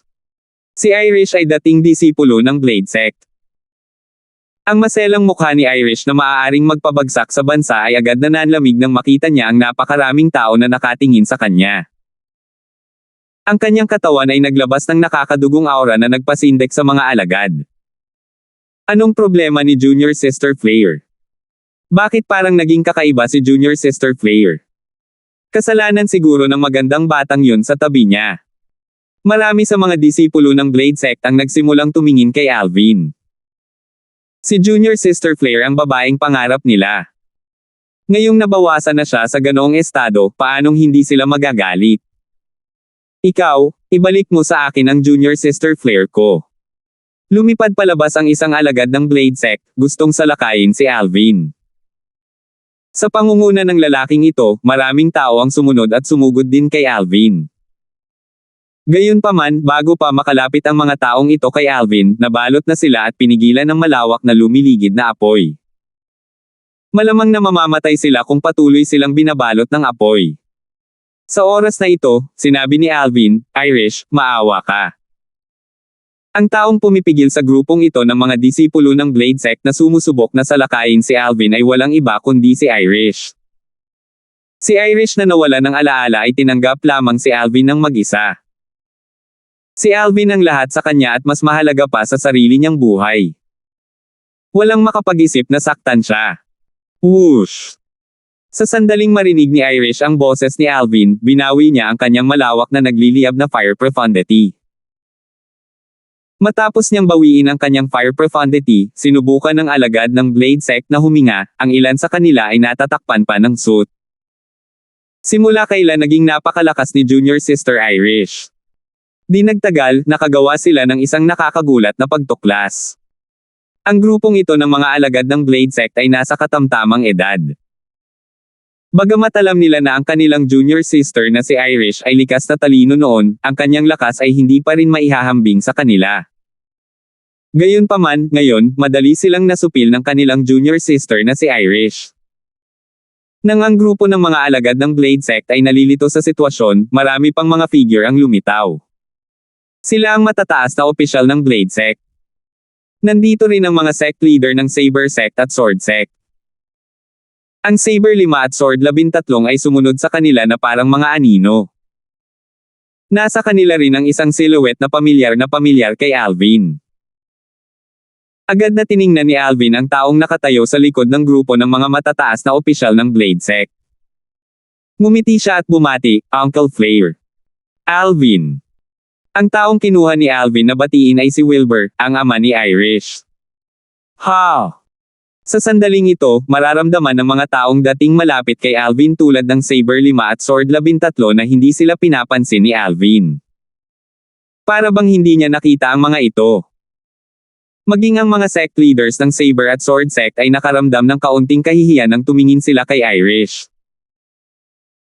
Noong nakaraan, nang bumisita sa kanila ang tatlong malalaking second-rate na martial monarchs at nagtanong tungkol sa background ni Alvin, pinagtaksilan nila si Alvin para iligtas ang sarili nilang mga asno. 11:20. Mula nang umalis si Irish sa lihim na kayamanan ng Martial Emperor, hindi na siya umalis sa tabi ni Alvin. Lahat sila ay alam na alam ito. Sa makatuwid, ang pagtataksil kay Alvin ay nangangahulugan na pinagtaksilan din nila si Irish. Dahil dito, medyo nakonsensya sila at nahihiya nang tumingin sila kay Irish. Irish. Di nagtagal, napansin ni Wilbur si Irish. Ngumiti siya at lumipad sa kanya sa isang iglap. Gayunpaman, sa susunod na sandali, ang ngiti sa kanyang mukha ay napawi ng mapagtanto niyang medyo iba ang tingin ni Irish. Malamig ang tingin nito at nalilito na parabang nakatingin sa isang estranghero. Nang malaman ni Wilbur na may mali, agad siyang lumingon kay Alvin at nagtanong, Laddie Alvin, anong nangyayari? Uncle Flare, pansamantalang nawala ng alaala si Irish. Gayunpaman, huwag kang mag-alala. Bigyan mo lang ako ng kaunting oras, maibabalik ko ang alaala niya, makatutuhanang sagot ni Alvin at tiniyak siya. Ano? Nawala ang alaala niya. Paano nangyari ito? Bumalatay ang takot sa mukha ni Wilbur. Tumingin si Irish kay Wilbur at nag-aalangan na mahina at boses, ikaw ang tatay ko. Maingat ang tono niya. Oo, ako ito. Ako ang iyong ama. Agad na sumagot si Wilbur Flare. Lumingon siya kay Alvin ng malungkot, Laddie Alvin, anong nangyayari? Paanong biglang nawala ang alaala ni Irish nang walang dahilan? Uncle Flare, mahabang kwento. Kahit na ito ay isang mahabang kwento, sinabi sa kanya ni Alvin ang lahat ng walang anumang reserbasyon. Kasalanan ko kung hindi ko naprotektahan ng maayos si Irish. Matapos ikwento ni Alvin ang kwento, bumantong hininga siya na may guilty expression sa mukha. Kung gayon, ibig sabihin ba nito ay wala na ang enerhiya ng fire spirit body sa loob ng Irish? Hindi na ito banta sa kanya. Ito ang bagay na pinaka-inaalala ni Wilbur. Ang fire spirit body sa kanyang anak na babae ay palaging pinagmumulan ng kanyang mga alalahanin at sakit ng ulo. Ngayong nalaman niyang wala ng fire spirit body ang kanyang anak, nakahinga siya ng maluwag na parabang naibsan siya sa pasanin na dinadala niya sa loob ng maraming taon. Oo. Tumango si Alvin. In a way, this is a blessing in disguise. Hindi kita sinisisi sa bagay na ito. Isang pambihirang ngiti ang lumitaw sa mukha ni Wilbur. Tungkol sa alaala ni Irish, sigurado akong matutulungan mo siyang mabawi ang kanyang memorya sa huli. Huwag kang mag-alala, Tio Flare. Talagang tutulungan ko si Irish na mabawi ang kanyang alaala, seryosong sagot ni Alvin. Gayunpaman, paano nalaman ng mga martial emperors na iyon mula sa tatlong dakilang second-rate forces na pareho kayong nasa Darkan Dynasty? Paano nila nalaman na pareho kayong nasa Crimson Sky Kingdom? Naguguluhan si Wilbur. Well, dapat tayong magpasalamat sa ilang tao sa Blade Sect para dito. Tumingin si Alvin sa grupo ng mga mataas na opisyal ng Blade Sect, kabilang ang Saber 5, Sword 13, at ang sect leaders ng Saber at Sword Sect, at Munition. Dati, nang marinig nila si Alvin na nagawang makatakas mula sa masasamang hawak ng tatlong martial monarchs, napuno ng kawalan ng paniniwala ang matataas na opisyal ng Blade Sect. Sa kanilang opinyon, ito ay imposible. Nang isiwalat nila ang background ni Alvin sa martial monarchs mula sa tatlong dakilang second-rate na puwersa, sigurado silang mamamatay si Alvin. Kaya, nagulat sila nang makita nilang muli si Alvin. Sa una, inakala nilang si Alvin ay hindi nahuli ng martial monarchs mula sa tatlong dakilang second-rate na puwersa dahil wala lang siya sa Darkan Dynasty. Ganyan siguro siya nakatakas sa kanyang kapahamakan. Matapos marinig ang palitan nina Alvin at Wilbur, napagtanto nilang sina Alvin at Irish ay nakatagpo ng mga martial monarch at nakatakas mula sa kanila. Gayunpaman, wala silang ideya kung paano nagawa nina Alvin at Irish iyon. Si Alvin ay dumaan sa pinakamahalagang bahagi at sinabi lamang na siya at si Irish ay nakaiwas sa krisis, ngunit kailangan nilang magbayad ng medyo mabigat na presyo para doon. Nawalan ng alaala si Irish dahil doon. Alvin, kasalanan talaga ng aming Blade Sect tungkol sa bagay na ito. Hindi namin ito itatanggi. Ang sect leader ng Saber Sect ay bumantong hininga at sinabing may panghihinayang, gayunpaman, kung hindi natin ginawa ang sinabi sa atin noong panahong iyon, ang Blade Sect ay nullify na. Wala tayong magagawa. Tama. Wala tayong choice at all. Sabay-sabay, marami sa mga matataas na opisyal ng Blade Sect ang tumunog din. No choice at all. Lumaki ang ngisi sa bibig ni Alvin habang ang kanyang mga mata ay lumingon sa mga sect leaders ng Saber Sect at Sword Sect, Saber 5, at Sword 13. Hindi ba't lahat kayo ay natatakot sa kamatayan? Sa sandaling lumabas ang mga salita ni Alvin sa kanyang bibig, agad na namutla ang mga sect leader ng Saber Sect at Sword Sect. Saber 5 at Sword 13 naman ay may guilty expression sa mukha habang nakangiti ng pilit. Alvin, dahil lang sa swerte mo at nakatakas ka mula sa mga powerhouse ng tatlong second-rate na puwersa, huwag mong isipin na malakas ka talaga. Ito ang Blade Sect, hindi ito isang lugar kung saan maaari kang magdulot ng kaguluhan. Napasigaw ang sect leader ng Sword Sect dahil sa kahihiyan. Ito ay hindi isang lugar kung saan maaari akong maging sanhi ng kaguluhan. Talaga. Ngumuso si Alvin. Naghahanap ka ng kamatayan. Ang sect leader ng Sword Sect ay orihinal na may masamang ugali. Ngayong nagalit sa kanya si Alvin, hindi na siya nakapagpigil at pinakawalan ang kanyang origin energy. Ang 9th level advanced sword concept at ang iba pang 9th level advanced concepts ay sumunod ng malapit na parang mga anino. Whoosh! Ang sect leader ng Sword Sect ay tila naging isang dambuhalang espada na malapit nang mahulog kay Alvin at hiniwa siya sa kalahati. Maawa po kayo, sect leader. Bumangon ang kakilakilabot sa Sword 13. Bagamat gusto niyang iligtas si Alvin, huli na ang lahat. Idiot. Inilabas ni Alvin ang isang salitang ito nang hindi nagmamadaling itinaas niya ang isang kamay niya at sinuntok upang harangin ang pag-atake. Boom! Sa isang iglap lang, isang 5 kulay na enerhiya ang tumaas mula sa suntok ni Alvin. It was his fused profundity. Sumambulat ang fused profundity na parang isang dambuhalang hayop na may nakabuka at duguan na bibig at nabangga sa napakalaking espada na pinagtransformahan ng sect leader ng Sword Sect. Nilunok nito ang dambuhalang espada sa isang bibig lamang. Sa loob lamang ng isang segundo, binalot ng lumiligid na fused profundity ang napakalaking espada na binago ng sect leader ng Sword Sect nang hindi nag-iiwan ng anumang bakas. Whoosh! Nang walang babala, ang nakakatakot na fused profundity ay nanginginig bago ito nawala sa paningin ng lahat. Marahan itong binawi ni Alvin. Katahimikan. Natahimik ang buong lugar. Ang tanging naririnig nila ay ang humihingal na paghinga mula sa matataas na opisyal ng Blade Sect. Ang sect leader ng Sword Sect mula sa Blade Sect nila ay napatay lang sa isang suntok. Kung hindi dahil nasaksihan nila ito ng sarili nilang mga mata, hindi sila maniniwala. Di nagtagal, ang sect leader ng Saber Sect ay nanumbalik ang kanyang katinoan at itinuro ang nanginginig na daliri kay Alvin. Tanong niya na may nakakatakot na ekspresyon, inakalusot ka na sa martial monarch stage. Gusto mo bang subukan din?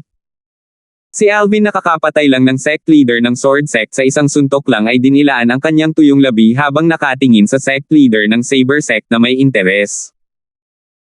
Nang marinig ito ng huli ay agad niyang itinikom ang bibig at hindi na naglakas loob na magbitaw ng isa pang salita.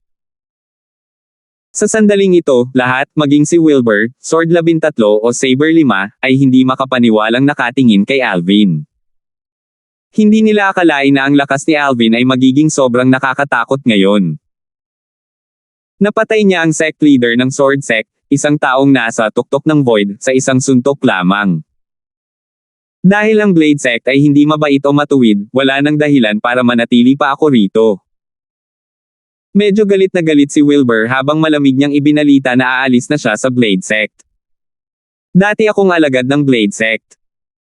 Bumulong si Irish at mabilis na sumunod para ipahayag, kung ganoon, mula ngayon, wala na akong kinalaman sa Blade Sect. Parehong inihayag ni Wilbur at ng kanyang anak na babae ang kanilang pag-alis sa Blade Sect. Tumingin si Alvin sa Sword 13 habang sinabi niya, "Senyor, natatandaan ko pa rin na may utang na loob ako sa iyo. Ngayon, hindi ako magdudulot ng anumang gulo para sa Blade Sect para sa kapakanan mo." Gayunpaman, ang utang ng pasasalamat at paghihiganti ay nakabawi sa isa't isa. Wala nang anumang utang sa pagitan natin. Kalmado at malamig ang boses niya. Sa totoo lang, labis siyang nadismaya nang malaman niyang si Blade Sect ang nagpahayag ng kanyang background sa 3 dakilang puwersa ng pangalawang antas. Naturally, ang taong pinaka-disappointed sa kanya ay ang Sword 13. Maliban kay Wilbur na sumali sa Blade Sect sa kalaunan, kinilala lamang niya ang Sword 13 na nag-iisa sa lahat ng matataas na opisyal ng Blade Sect. Ito ay dahil ang Sword 13 ay nagligtas ng kanyang buhay ng 2 beses noon. Ang isang mabuting gawa ay kailangang bayaran ng maraming beses, higit pa sa isang utang ng buhay. Gayunpaman, gusto lang niyang putulin ang kanyang relasyon sa Sword 13 ngayon. Sigh. Ibinuka ni Sword 13 ang kanyang bibig, tila may sasabihin. Naku, walang lumabas na salita sa bibig niya. Isang buntong hininga lang ang maririnig. Alvin. Napagkamalan mo ang aking guro. Sa sandaling ito, isang boses ang umalangaw-ngaw sa hangin na sinundan ng hitsura ng isang figure. Ito ay isang binata na pamilyar kay Alvin, ito ay si Lizardo. Misunderstood. Sumimangot si Alvin. Baka sa kanyang mga mata ang pagkalito. Tumango si Lizardo bago siya mabilis na nagpaliwanag, sa totoo lang, mula sa simula hanggang sa huli, hindi sumang-ayon si Master na ibunyag ang iyong background dahil ayaw niyang may mangyaring masama sa iyo. Gayunpaman, ang sect leader ng Sword Sect na matagal nang nakaalam ng background mo ay hindi pinansin ang payo ni Master at sinabi sa kanila ang lahat. Walang sinabi si Master mula sa simula hanggang sa huli. Hindi kanya pinagtaksilan. Sabi ni Lizardo sabay buntong hininga. I'm sorry, Senior. Sa sandaling natapos ni Lizardo ang kanyang mga salita, si Alvin ay tumahimik saglit bago siya tumingin sa Sword 13 nang humihingi ng tawad. Babayaran kita sa mga bagay na ginawa mo para sa akin, Senior. Sa saligan na hindi ka na mananatili sa cold-blooded Blade Sect na ito.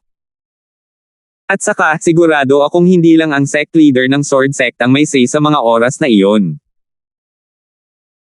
Nang matapos ni Alvin ang kanyang sentensya, sinimulan niyang pag-aralan ang sect leader ng Saber Sect na mukhang may kaunting guilty at ang grupo ng mga senior officials ng Blade Sect, kasama si Saber 5. Kahit na ang mga matataas na opisyal ng Blade Sect ay hindi nasisiyahan sa pagsisiyasat ni Alvin, wala ni isa sa kanila ang nangahas na ipahayag ang kanilang sama ng loob. Anong biro?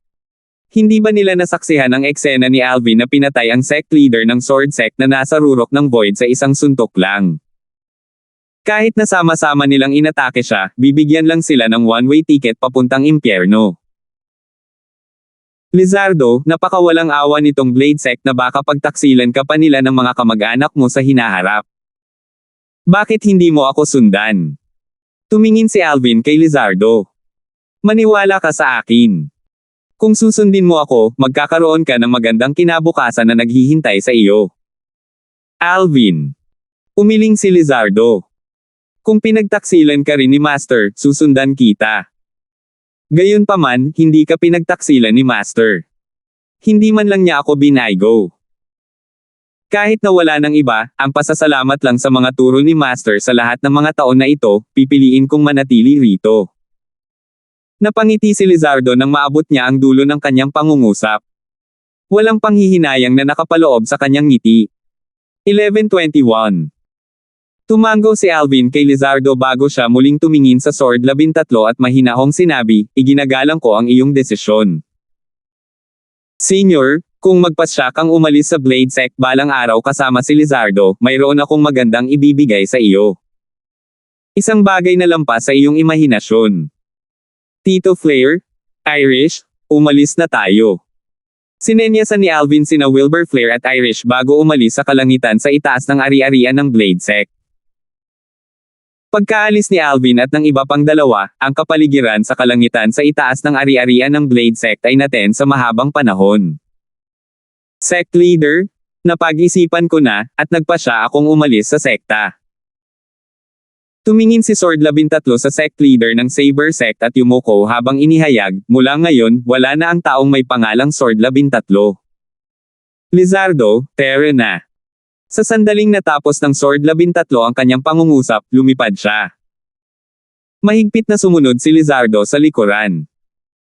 Mula sa simula hanggang sa huli, hindi siya umimik kahit isang salita habang sumusunod siya sa mga takong ng kanyang guro. Si Lizardo at ang kanyang master ay umalis sa Blade Sect, ngunit hindi nila hinabol si Alvin. Sa halip, sa kabilang direksyon sila patungo. Si Alvin at ang dalawa pa ay patungo sa timog, ngunit sa halip ay patungo sila sa hilaga. Pinili ng amo ni Lizardo na umalis hindi dahil sa ipinangako ni Alvin, ito ay dahil sa kanyang puso. Matapos umalis ang tatlong figure sa Blade Sect, nagpatuloy sila sa pagtungo sa timog. Di nagtagal, pumasok sila sa lugar ng 10 Great Dynasties at pumasok sa Darming Dynasty. Ang cultivation base ng Irish ay nakagawa din ng isang pambihirang tagumpay sa Martial Monarch stage. Gulat na napatingin ang lalaking nasa katanghaliang gulang na nakasuot ng pulang damit sa babaeng nakasuot ng pula. Ang kanyang mga mata ay puno ng hindi makapaniwala. Sa kanyang mga opinyon, ito ay masyadong walang katotohanan. Napakabata pa ng kanyang anak, at isa na siyang Martial Monarch. Bagamat ang kanyang likas na talento at pag-unawa ay medyo mahusay, nagawa lang niyang makapasok sa 8th level Void Transformation at naunawaan ang isang 9th level Advanced Sword concept. Uncle Flair, bagamat mayroon pa akong Sword Profundity Fragment sa aking kamay, ito ay isang bagay na naintindihan ko na. Dadalhin kita sa isang lugar, at ginagarantiyahan kung direkta mong mauunawaan ang Sword Profundity. Sinabi ni Alvin kay Wilbur. Ang 3rd level Monarch Stage Sword Profundity Fragment na nakuha niya mula sa treasure ng Sword Monarch ay nakatulong sa kanya na maunawaan ang Sword Profundity, magiging walang silbi ito sa ibang tao. Parang isang basong tubig lang. Nainom na ni Alvin ang kalahati nito kaya kalahating baso na lang ang natitira. Ang isa ay mangangailangan ng isang buong baso ng tubig upang maalis ang pagkauhaw. Kahit na kumuha ang isa ng kalahating baso ng tubig ni Alvin, hindi pa rin ito sapat para mapawi ang uhaw. Oh! Sa sandaling marinig ni Wilbur si Alvin na binanggit ang isang kamangha-manghang lugar, ang kanyang interes ay agad na napukaw. Ang lugar na binanggit ni Alvin ay walang alinlangan na ang salitang sword, na inukit sa loob ng kanyon sa kaloob-looban ng bulubundukin malapit sa nayon ni Jack. Isang lalaking nagngangalang Berting na tinawag ang kanyang sarili na Sword Saint na nag-iwan ng isang sword daw. Nagkataon lang na naintindihan din ni Wilbur ang sword concept at naitaas na ang kanyang sword concept sa 9th level advanced stage. Ang pagkakita sa salitang sword, sa unang pagkakataon ay tiyak na makikinabang sa iyo. Magiging madali para sa iyo na maunawaan ang Sword Profundity, Uncle Flair. Sigurado si Alvin dito. Dati ding naintindihan ni Jack ang advanced sword concept sa isang iglap noong una niyang nakita ang salitang sword. Noong unang pagmasdan ni Alvin ang salitang sword, ang kanyang sword concept ay itinaas mula sa 9th level intermediate stage hanggang sa 5th level advanced stage. Gumawa siya ng napakalaking pag-unlad. Mas magaling pa si Irish. Nagkaroon siya ng kakayahang lumikha ng sword mula sa apoy. Mula sa kanyang fire concept o fire profundity, nilikha niya ang sword concept at profundity na may parehong level sa kanyang fire concept o profundity. Dahil dito, si Alvin ay 100% tiyak na hindi magiging exception ang Wilbur. Nakaramdam ng nostalgia si Alvin sa muling pagbisita sa liblib na bulubunduking ito. Ang canyon ay katulad pa rin noong nakaraan. Napakatahimik noon. Pumasok sina Alvin at Irish sa canyon at hindi agad naintindihan ang salitang sword, hindi katulad ni Wilbur. Kanina pa ako dito. Tanong ni Irish kay Alvin. Oo. Tumango si Alvin bago ngumiti. Nakuha mo ang kakayahang mag-breed ng sword profundity mula sa iyong fire profundity pagkatapos mong tingnan ang salitang sword. Nang marinig ito, tiningnan ni Irish ang salitang sword, at hindi makapaniwalang sinabi, pakiramdam ko ay maraming mensahe ang nakapaloob sa salitang ito. Pero, bakit naging ganyan ang May? Siya. Tumingin si Irish kay Wilbur na tulala bago siya nagtanong. Noong una ay gusto niyang sabihin ang ama ko, ngunit natigilan siya sa huling minuto. Hindi pinalampas ni Alvin ang biglaang pagbabago sa mga salita ni Irish, ngunit hindi siya partikular na nag-aalala. Kailangan ng oras ang lahat, at kailangan din ni Irish ng panahon para tanggapin ang kanyang ama. First time niyang pumunta dito. Dati, ganoon din noong una kaming pumunta dito. Napangiti si Alvin nang maalala niya ang unang pagkakataong dinala siya ni Jack dito. Naaalala pa rin niya na si Jack ay kinuha ang pinakamaikling oras na sinundan ni Irish at pagkatapos ay siya. Siya ay hinihigop sa salitang sword, sa pinakamatagal na panahon. I wonder kung hanggang kailan mananatili si Uncle Flair sa ganoong estado. Nagtataka si Alvin habang sinusulyapan niya si Wilbur.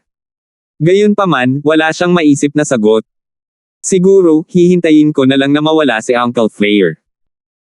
Irish, halos tapos na tayong intindihin ang sword daw na kinabisado natin mula sa salitang ito dati.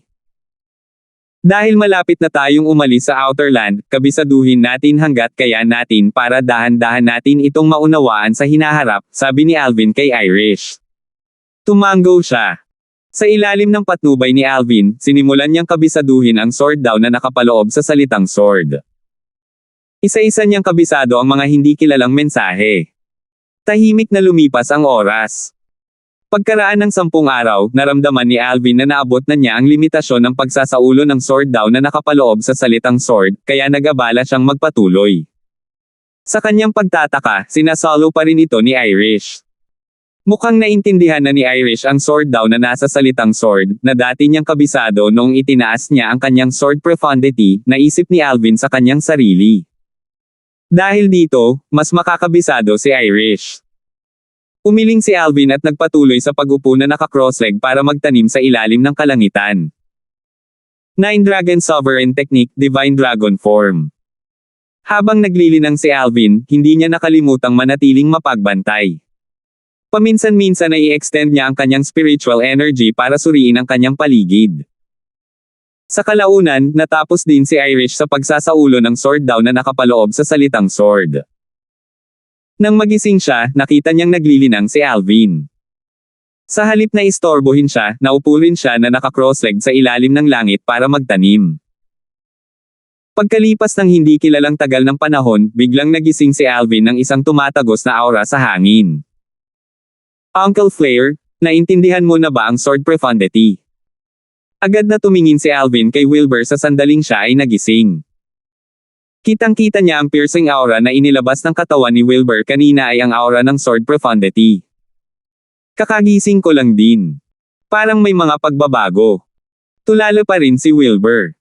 Subukan mo kung ganoon. Ngumiti si Alvin. Sige. Tumango si Wilbur. Sa pagtaas ng kanyang kamay, ang kanyang origin energy ay naging isang espada na tumangay. Sa isang iglap, lumitaw ang isang piercing sword chi na may blood-curdling aura. Ang lugar na dinaanan nito sa himpapawid ay naging magulong dahil mahinang umalangaw-ngaw sa hangin ang tunog ng mga pagsabog. Nang tumunog ang pagsabog, lumitaw ang mga airwaves at ang mga bulk zone ng bagyo ay nagdulot ng kalituhan sa kanyan. Walang nakakaalam kung kailan ngunit si Irish na nakaupong nakakross ang paa sa ilalim ng langit na naglilinang ay nagising din dito. Sakto siyang nagising para makitang sinusubukan ni Wilbur ang kanyang sword profundity. Whoosh! Habang tumatakas ang espada ni Wilbur, isang heaven and earth phenomenon na katumbas ng kanyang cultivation base ang lumitaw sa itaas ng kanyang ulo bago lumitaw ang heaven and earth phenomenon na katumbas ng kanyang sword profundity. Ang mga silhouette ng 3,000 sinaunang may sungay na dragon. Ang sword profundity ay katumbas ng lakas ng 3,000 sinaunang may sungay na dragon. Second level monarch stage sword profundity. Nagliwanag ang mga mata ni Alvin at mabilis niyang binati si Wilbur, "Congratulations, Uncle Flair." Second level monarch stage sword profundity. Hanggang ngayon, medyo natulala pa rin si Wilbur. Pakiramdam niya ay tiningnan lang niya ang salitang sword bago siya tuluyang nalubog dito. Matagal na panahon ang tila lumipas bago siya tuluyang nagising. Sa sandaling siya ay nagising, ang kanyang 9th level advanced sword concept ay nagbago na sa 2nd level monarch stage sword profundity, ganap na nalampasan ang 1st stage monarch stage sword profundity. Nilaktawan niya ang isang buong antas. Imposible. Imposible. Huminga ng malalim si Wilbur. Gulat ang nakasulat sa buong mukha niya. Sa wakas ay kinalma ni Wilbur ang kanyang sarili at nagtatakang nagtanong, ano nga ba ang salitang sword na iyon? Bakit napakaganda nito? Ito ay naiwan ng isang tao na tinawag ang kanyang sarili na Sword Saint. Uncle Flair, maaari kang pumunta doon at tingnan. May isang sipi na isinulat ng taong may nakasulat na salitang sword. Sinenyasan ni Alvin si Wilbur na tingnan ang mensahe ni Berteng, ang Sword Saint. Matapos tingnan ni Wilbur, nagulat na naman siya. Pakiramdam niya ay unti-unting bumungad sa kanya ang isang pinto patungo sa isang bagong mundo. Bagamat gusto niya itong ipasok ay kulang pa rin siya. Sa orihinal, gusto ni Alvin na kabisaduhin ni Wilbur ang sword daw na nakapaloob sa salitang sword, at hilingin sa kanya na sundan siya at si Irish sa Inner Land. Gayunpaman, tinanggihan ni Wilbur ang kanyang imbitasyon. Sa lakas ko ngayon, wala akong maitutulong sa iyo. Sa halip, magiging pabigat ako sa iyo. Dahil dito, hindi ko na kayo susundan doon. Hindi naman masama ang lugar na ito, gusto kong manatili dito at dahan-daang pag-aralan ang salitang sword, sagot ni Wilbur. Sa una, patuloy na hinihikayat ni Alvin si Wilbur. Gayunpaman, si Wilbur ay nanatiling hindi natinag. Walang pagpipilian si Alvin kundi igalang ang kanyang desisyon. Kung ganoon, may ipapakilala ako sa iyo, Tio Flair. Pumunta si Alvin sa Brahmanali Village at ibinalik si Hendrik para maipakilala niya siya kay Wilbur. Matapos maayos ang lahat, umalis sina Alvin at Irish sa Canyon at sa Darkan Dynasty habang patuloy silang patungo sa Hilaga. Ilang buwan na ang nakalipas, sa palagay ko dapat ay nakalusot na si Jack, ungol ni Alvin. 11:22. Pagkatapos umalis sa Darkan Dynasty, bumalik sina Alvin at Irish sa Lochland sa Northern Mountain Land. Wala pa rin bang breakthrough? Nang bumalik si Alvin sa kanyang tirahan, agad niyang iniabot ang kanyang espiritual na enerhiya sa silid ni Jack upang tingnan ang kanyang katayuan. Sa kasalukuyan, si Jack ay nasa huling yugto ng paggawa ng isang pambihirang tagumpay sa Martial Monarch Stage. Sa panggamot na bisa ng espiritong prutas bilang ang catalysta, si Jack ay tatagal ng ilang araw bago masira, naisip ni Alvin sa kanyang sarili. Ibig sabihin, kailangan ding maghintay ni Alvin ng ilang araw. Lumingon siya para tingnan si Irish. Irish, maaari kang bumalik sa iyong silid at magpahinga sa mga ilang araw na ito. Pagkatapos makalusot ni Jack, aalis na tayo. Sige. Masunuring tumango si Irish bago bumalik sa kanyang silid. Ang kanyang mukha ay natatakpan muli ng isang layer ng hamog na nagyelo nang makasalubong niya ang mga katulong sa kanyang tirahan, na naglalabas ng isang hindi pala kaibigan at hindi malapitan na aura. Miss Irish. Gayunpaman, magalang siyang binati ng mga katulong. Hindi nila ito nakitang kakaiba.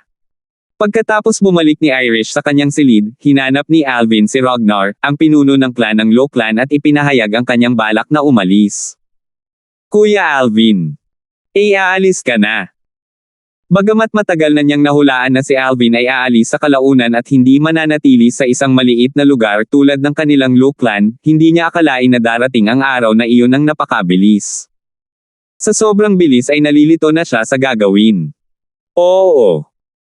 Tumango si Alvin bago time na sinabi, Clan Leader, salamat sa pag-aalaga na ibinigay mo sa akin, former Clan Leader, at ng iba pang mga elder sa pananatili ko sa Low Clan. Ilang araw pa akong mananatili rito. Sa panahong ito, pipinuhin ko ang ilang grade 1 na pills at spirit weapons para sa clan.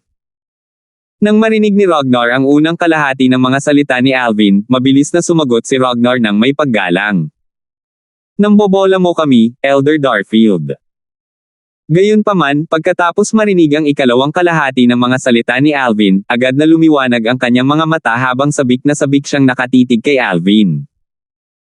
Kuya Alvin, maaari ba akong patuloy na manatili sa iyong tabi upang obserbahan kung kailan mo pinino ang mga table tasks? Oo naman. Tumango si Alvin bago idinagdag, hilingin ng ilang grade 2 alchemist elder na sumali din. Kung ang proseso ng pagpino ko ng mga table tasks ay nakikinabang sa iyo, kung gayon maaari rin itong ituring na regalo sa Low Clan bago ako umalis. Salamat, Elder Darfield.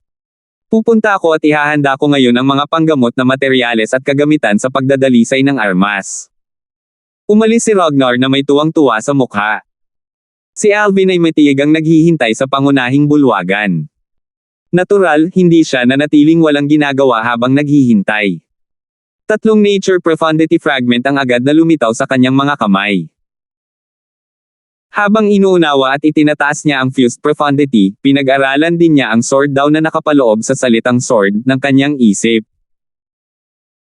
Ang origin energy ay gumulong sa loob ng kanyang katawan dahil sa mental cultivation method ng Nine Dragons War Sovereign Technique, Divine Dragon Form, habang sinusunod ang medicinal efficacy ng Rebirth Pill. Sa nakaraang ilang buwan, hindi sinasadya ni Alvin ang paglilinang kaya hindi niya nalampasan ang second level Martial Monarch stage. Boom! Boom! Boom! Sa sandaling ito, ang bottleneck na pinalo ng origin energy na sumanib sa Rebirth Pill ay nagsimulang magpakita ng mga senyales sa paghina. Kung patuloy akong maglilinang ng ganito, matagumpay kong makakalusot sa second level Martial Monarch stage sa lalong madaling panahon. Si Alvin ay lubos na nagtitiwala tungkol dito. Gayunpaman, maliwanag na imposible para sa kanya na magtanim dahil ang katahimikan ay pansamantala lamang. Maya-maya, bumalik si Ragnar na may dalang isang tumpok ng mga panggamot na materyales kasama ang ilang grade 2 alchemist elders na nakasunod. Matapos batiin ni Ragnar at ng ilang grade 2 alchemist elders si Alvin, sinimulan ni Alvin na pinuhin ang gamot. Sizzle! Ang Dark Gold Pill Fire ay kumikinang at sumanib sa quasi-royal grade Spirit Cauldron at sa tambak ng mga panggamot na materyales. Whoosh! Whoosh! Whoosh! Kasabay nito, ang mga kamay ni Alvin ay mabilis na gumalaw. Ang paraan ng pagpino niya ng gamot ay napakahusay at mahusay kaya natigilan si Ragnar at ang iba pa. Sa loob ng isang araw at isang gabi, hindi nagpapahinga si Alvin kahit isang sandali. Seryoso niyang pinipino ang mga table tasks. Pino niya ang mga ito ng buong pag-iingat dahil ito ay isang regalo sa pamamaalam para sa Low Clan. Bilang karagdagan sa nakakagulat na 100% na rate ng tagumpay ng pagpino ng mga table tasks, ang bawat isa sa mga tableta ay may malapit sa 100% na kadalisayan. Pagkaraan ng isang araw at isang gabi, sa wakas ay tumigil si Alvin. Nang makita ni Alvin si Ragnar at ang iba pa ay malalim pa rin ang iniisip, inilagay niya ang mga table tasks sa isang tabi bago siya bumalik sa kanyang tirahan. Pagkabalik niya, gumawa siya ng ilang grade 1 spirit weapons gamit ang mga materyales na ibinigay sa kanya ni Ragnar. Pagkatapos makalusot ni Jack sa Martial Monarch stage, bibigyan niya si Ragnar ng ilang grade 1 spirit weapons.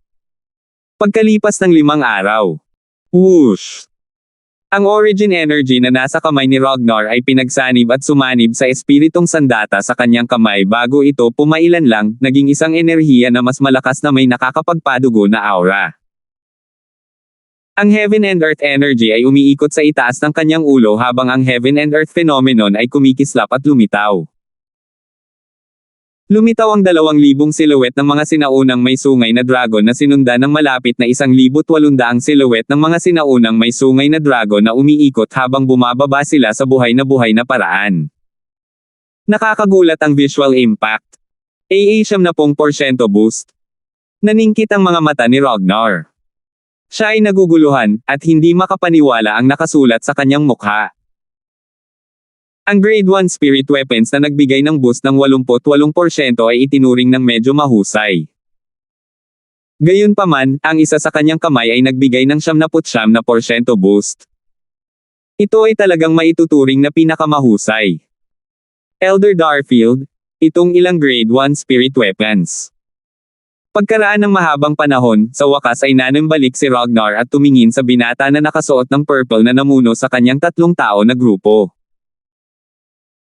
Bago pa matapos ni Ragnar ang kanyang mga salita, ang binata na nakasuot ng lila ay pinutol siya sa pagsasabing, ang natitira sa Grade 1 Spirit Weapons ay nagbibigay ng 70% boost. Ang binata na nakasuot ng purple ay walang iba kundi si Alvin. Para sa 2 tao sa kanyang tabi, sila ay sina Irish at Jack. Clan Leader, please send my regards to former Clan Leader and the 3 Guardian Elders. Oras na para umalis tayo. Bago bumalik sa katinoan si Ragnar, natapos na ni Alvin ang kanyang pangungusap at tumalikod na para umalis. Si Irish at Jack ay sumunod sa kanyang likuran na parang mga anino. Kuya Alvin. Nang sa wakas ay nanambalik si Ragnar, napansin niya na ang mga silhouette ni Alvin at ng dalawa pa ay unti-unting nawawala sa kanyang paningin. Hindi niya maiwasang umiling habang bumantong hininga. Iniisip ko kung muli kong makikilala si Elder Darfield sa hinaharap. Umaasa lang ako na kapag si Elder Darfield ay naging isang martial emperor at tumayo sa tuktok ng Cloud Continent, maaalala pa rin niya ang Lochland sa Northern Mountain Land, naisip ni Ragnar sa kanyang sarili ng may pananabik. Pagkatapos umalis ni Alvin at ng dalawa pa sa Lochland, nagpatuloy sila sa pagtungo sa Hilaga, ang kanilang destinasyon ay ang Stream Riverside. Kung gusto nilang tumawid sa Stream River, kailangan muna nilang pumunta sa Stream Riverside. Pagdating nila, sasakay sila sa isang matulin na bangka patawid ng Stream River patungo sa Inner Land sa halip na lumangoy patawid. Kahit na hindi imposible para kay Alvin, Irish, at Jack na tumawid sa ilog sa ganoong paraan, mayroon pa ring ilang mga panganib. Kung makatagpo tayo ng mga whirlpool sa Stream River, magiging okay ako. Gayunpaman, nasa panganib sina Irish at Jack. Isang tao lang siguro ang kaya kong iligtas. Dahil dito, nagpasya si Alvin na pumunta sa Inner Land sakay ng matulin na bangka kahit na ang gastos ay napakamahal. Sa paglalakbay sa Stream Riverside, hindi na natiling walang ginagawa si Alvin. Abala siya sa pagpapaliwanag ng Stream River kina Irish at Jack. Kahit ang isang martial emperor ay lalamunan ng Stream River. At 9 sa bawat 10 ang mamamatay. Nanlaki ang mga mata ni Jack sa gulat nang marinig niya ang tungkol sa kakilakilabot na Stream River. Mahirap para sa kanya na isipin na ang ilog ay sobrang nakakatakot. Nakangiti si Alvin habang nagtanong, ano? Gusto mo bang subukan? Sa sandaling marinig ito ni Jack, mabilis siyang umiling. Ayaw niyang mamatay. Palagi niyang pinaniniwalaan ang mga salita ni Alvin nang walang pasubali. Gayunpaman, nagtanong siya dahil nakita niya ang buong bagay na hindi maarak. Matapos marinig ang kakilakilabot ng Stream River, nanatiling hindi nagbabago ang mukha ni Irish. Gayunpaman, may pangamba sa kaibuturan ng kanyang mga mata. Habang patuloy na lumilipas ang oras, nakita ni Alvin at ng dalawa pa ang abot tanaw ng isang ilog sa di kalayuan. Young Master, iyon ba ang Stream River? Curious na tanong ni Jack nang makita niya ang walang hangganang abot tanaw na maihahambing sa abot tanaw ng dagat. Oo. Tumanggaw si Alvin. Pero, nababaka sa mukha niya ang pagkabalisa na para bang may iniisip siya. Hindi nagtagal, ang malawak na ilog na umaabot hanggang sa nakikita ng mga mata ay lumitaw sa harap ni Alvin at ng dalawa pa. Ang tubig ay tahimik, at walang mga alon. Para bang isa lang itong pool ng patay na tubig. Whoosh! Biglang nanginig si Alvin na orihinal na lumilipad pasulong bago siya tumigil sa kalangitan. Nagdilim agad ang mukha niya. Ha! Tumigil din si Irish nang makita niyang huminto sa paggalaw si Alvin. Si Jack na nakalampas sa kanila ay agad na tumalikod. Tumingin siya kay Alvin at naguguluhan na nagtanong, "Anong problema, young master?" Gayunpaman, hindi sumagot si Alvin kay Jack. Tahimik siyang nakatayo doon habang nakapikit. Pagkatapos ng 15 minuto. Bam! Biglang nanginig ang katawan ni Alvin, ang kulay ube niyang robe ay biglang kumandat. Sa sandaling ito, ang origin energy sa katawan ni Alvin na sumanib sa medicinal efficacy ng rebirth pill ay tuluyang nakalusot sa bottleneck na humantong sa second level martial monarch stage at patuloy na sumulong. Ang origin energy na nag-charge sa pamamagitan ng bottleneck ay agad na sumailalim sa isang nakakasira ng mundong pagbabago. Ang ikalawang antas ng martial monarch stage. Sa sandaling ito, nakapasok na si Alvin sa second level martial monarch stage. Lumakas ang lakas ng katawan niya. Katumbas ito ng lakas ng 1,000 sinaunang may sungay na dragon. Sa tulong ng quasi-royal grade spirit sword, itataas ito sa lakas ng 2,000 sinaunang may sungay na dragon. Sa kasalukuyan, kahit sino sa 7th level martial monarch stage o mas mababa ay hindi na dapat maging katapat ko. Tumibok ang puso ni Alvin. Iminulat niya ang kanyang mga mata na kumikinang na parang 2 bituin sa langit. Tara na. Matapos mabawi ni Alvin ang kanyang katinoan, nakita niya si Jack na nakatitig sa kanya nang nag-aalala. Sa kabilang banda, si Irish ay may masalimuot na tingin sa kanyang mga mata. Ngumiti siya sa mga ito at sumenyas na umalis na sila. Nagpatuloy silang tatlo sa kanilang paglalakbay sa Stream Riverside. Nakita nilang maraming tao ang naghihintay sa di kalayuan. Nang si Alvin at ang dalawa pa ay nakatayo sa kalangitan sa itaas ng Stream Riverside, isang tao ang lumapit at ngumiti kay Alvin habang sinasabi niya, "Kuya, nandito ba kayong tatlo para sumakay sa matulin na bangka?" Kung bibilhin mo ang token ng boarding para sa matulin na bangka ng ating yin yang sect ngayon, kailangan mo lang magbayad ng 20 mataas na stone bawat tao na ori. Ang kanyang mga kamay ay may hawak na 3 napakagandang order token. Salamat po at sinamahan ninyo ako, ingat lagi mga master.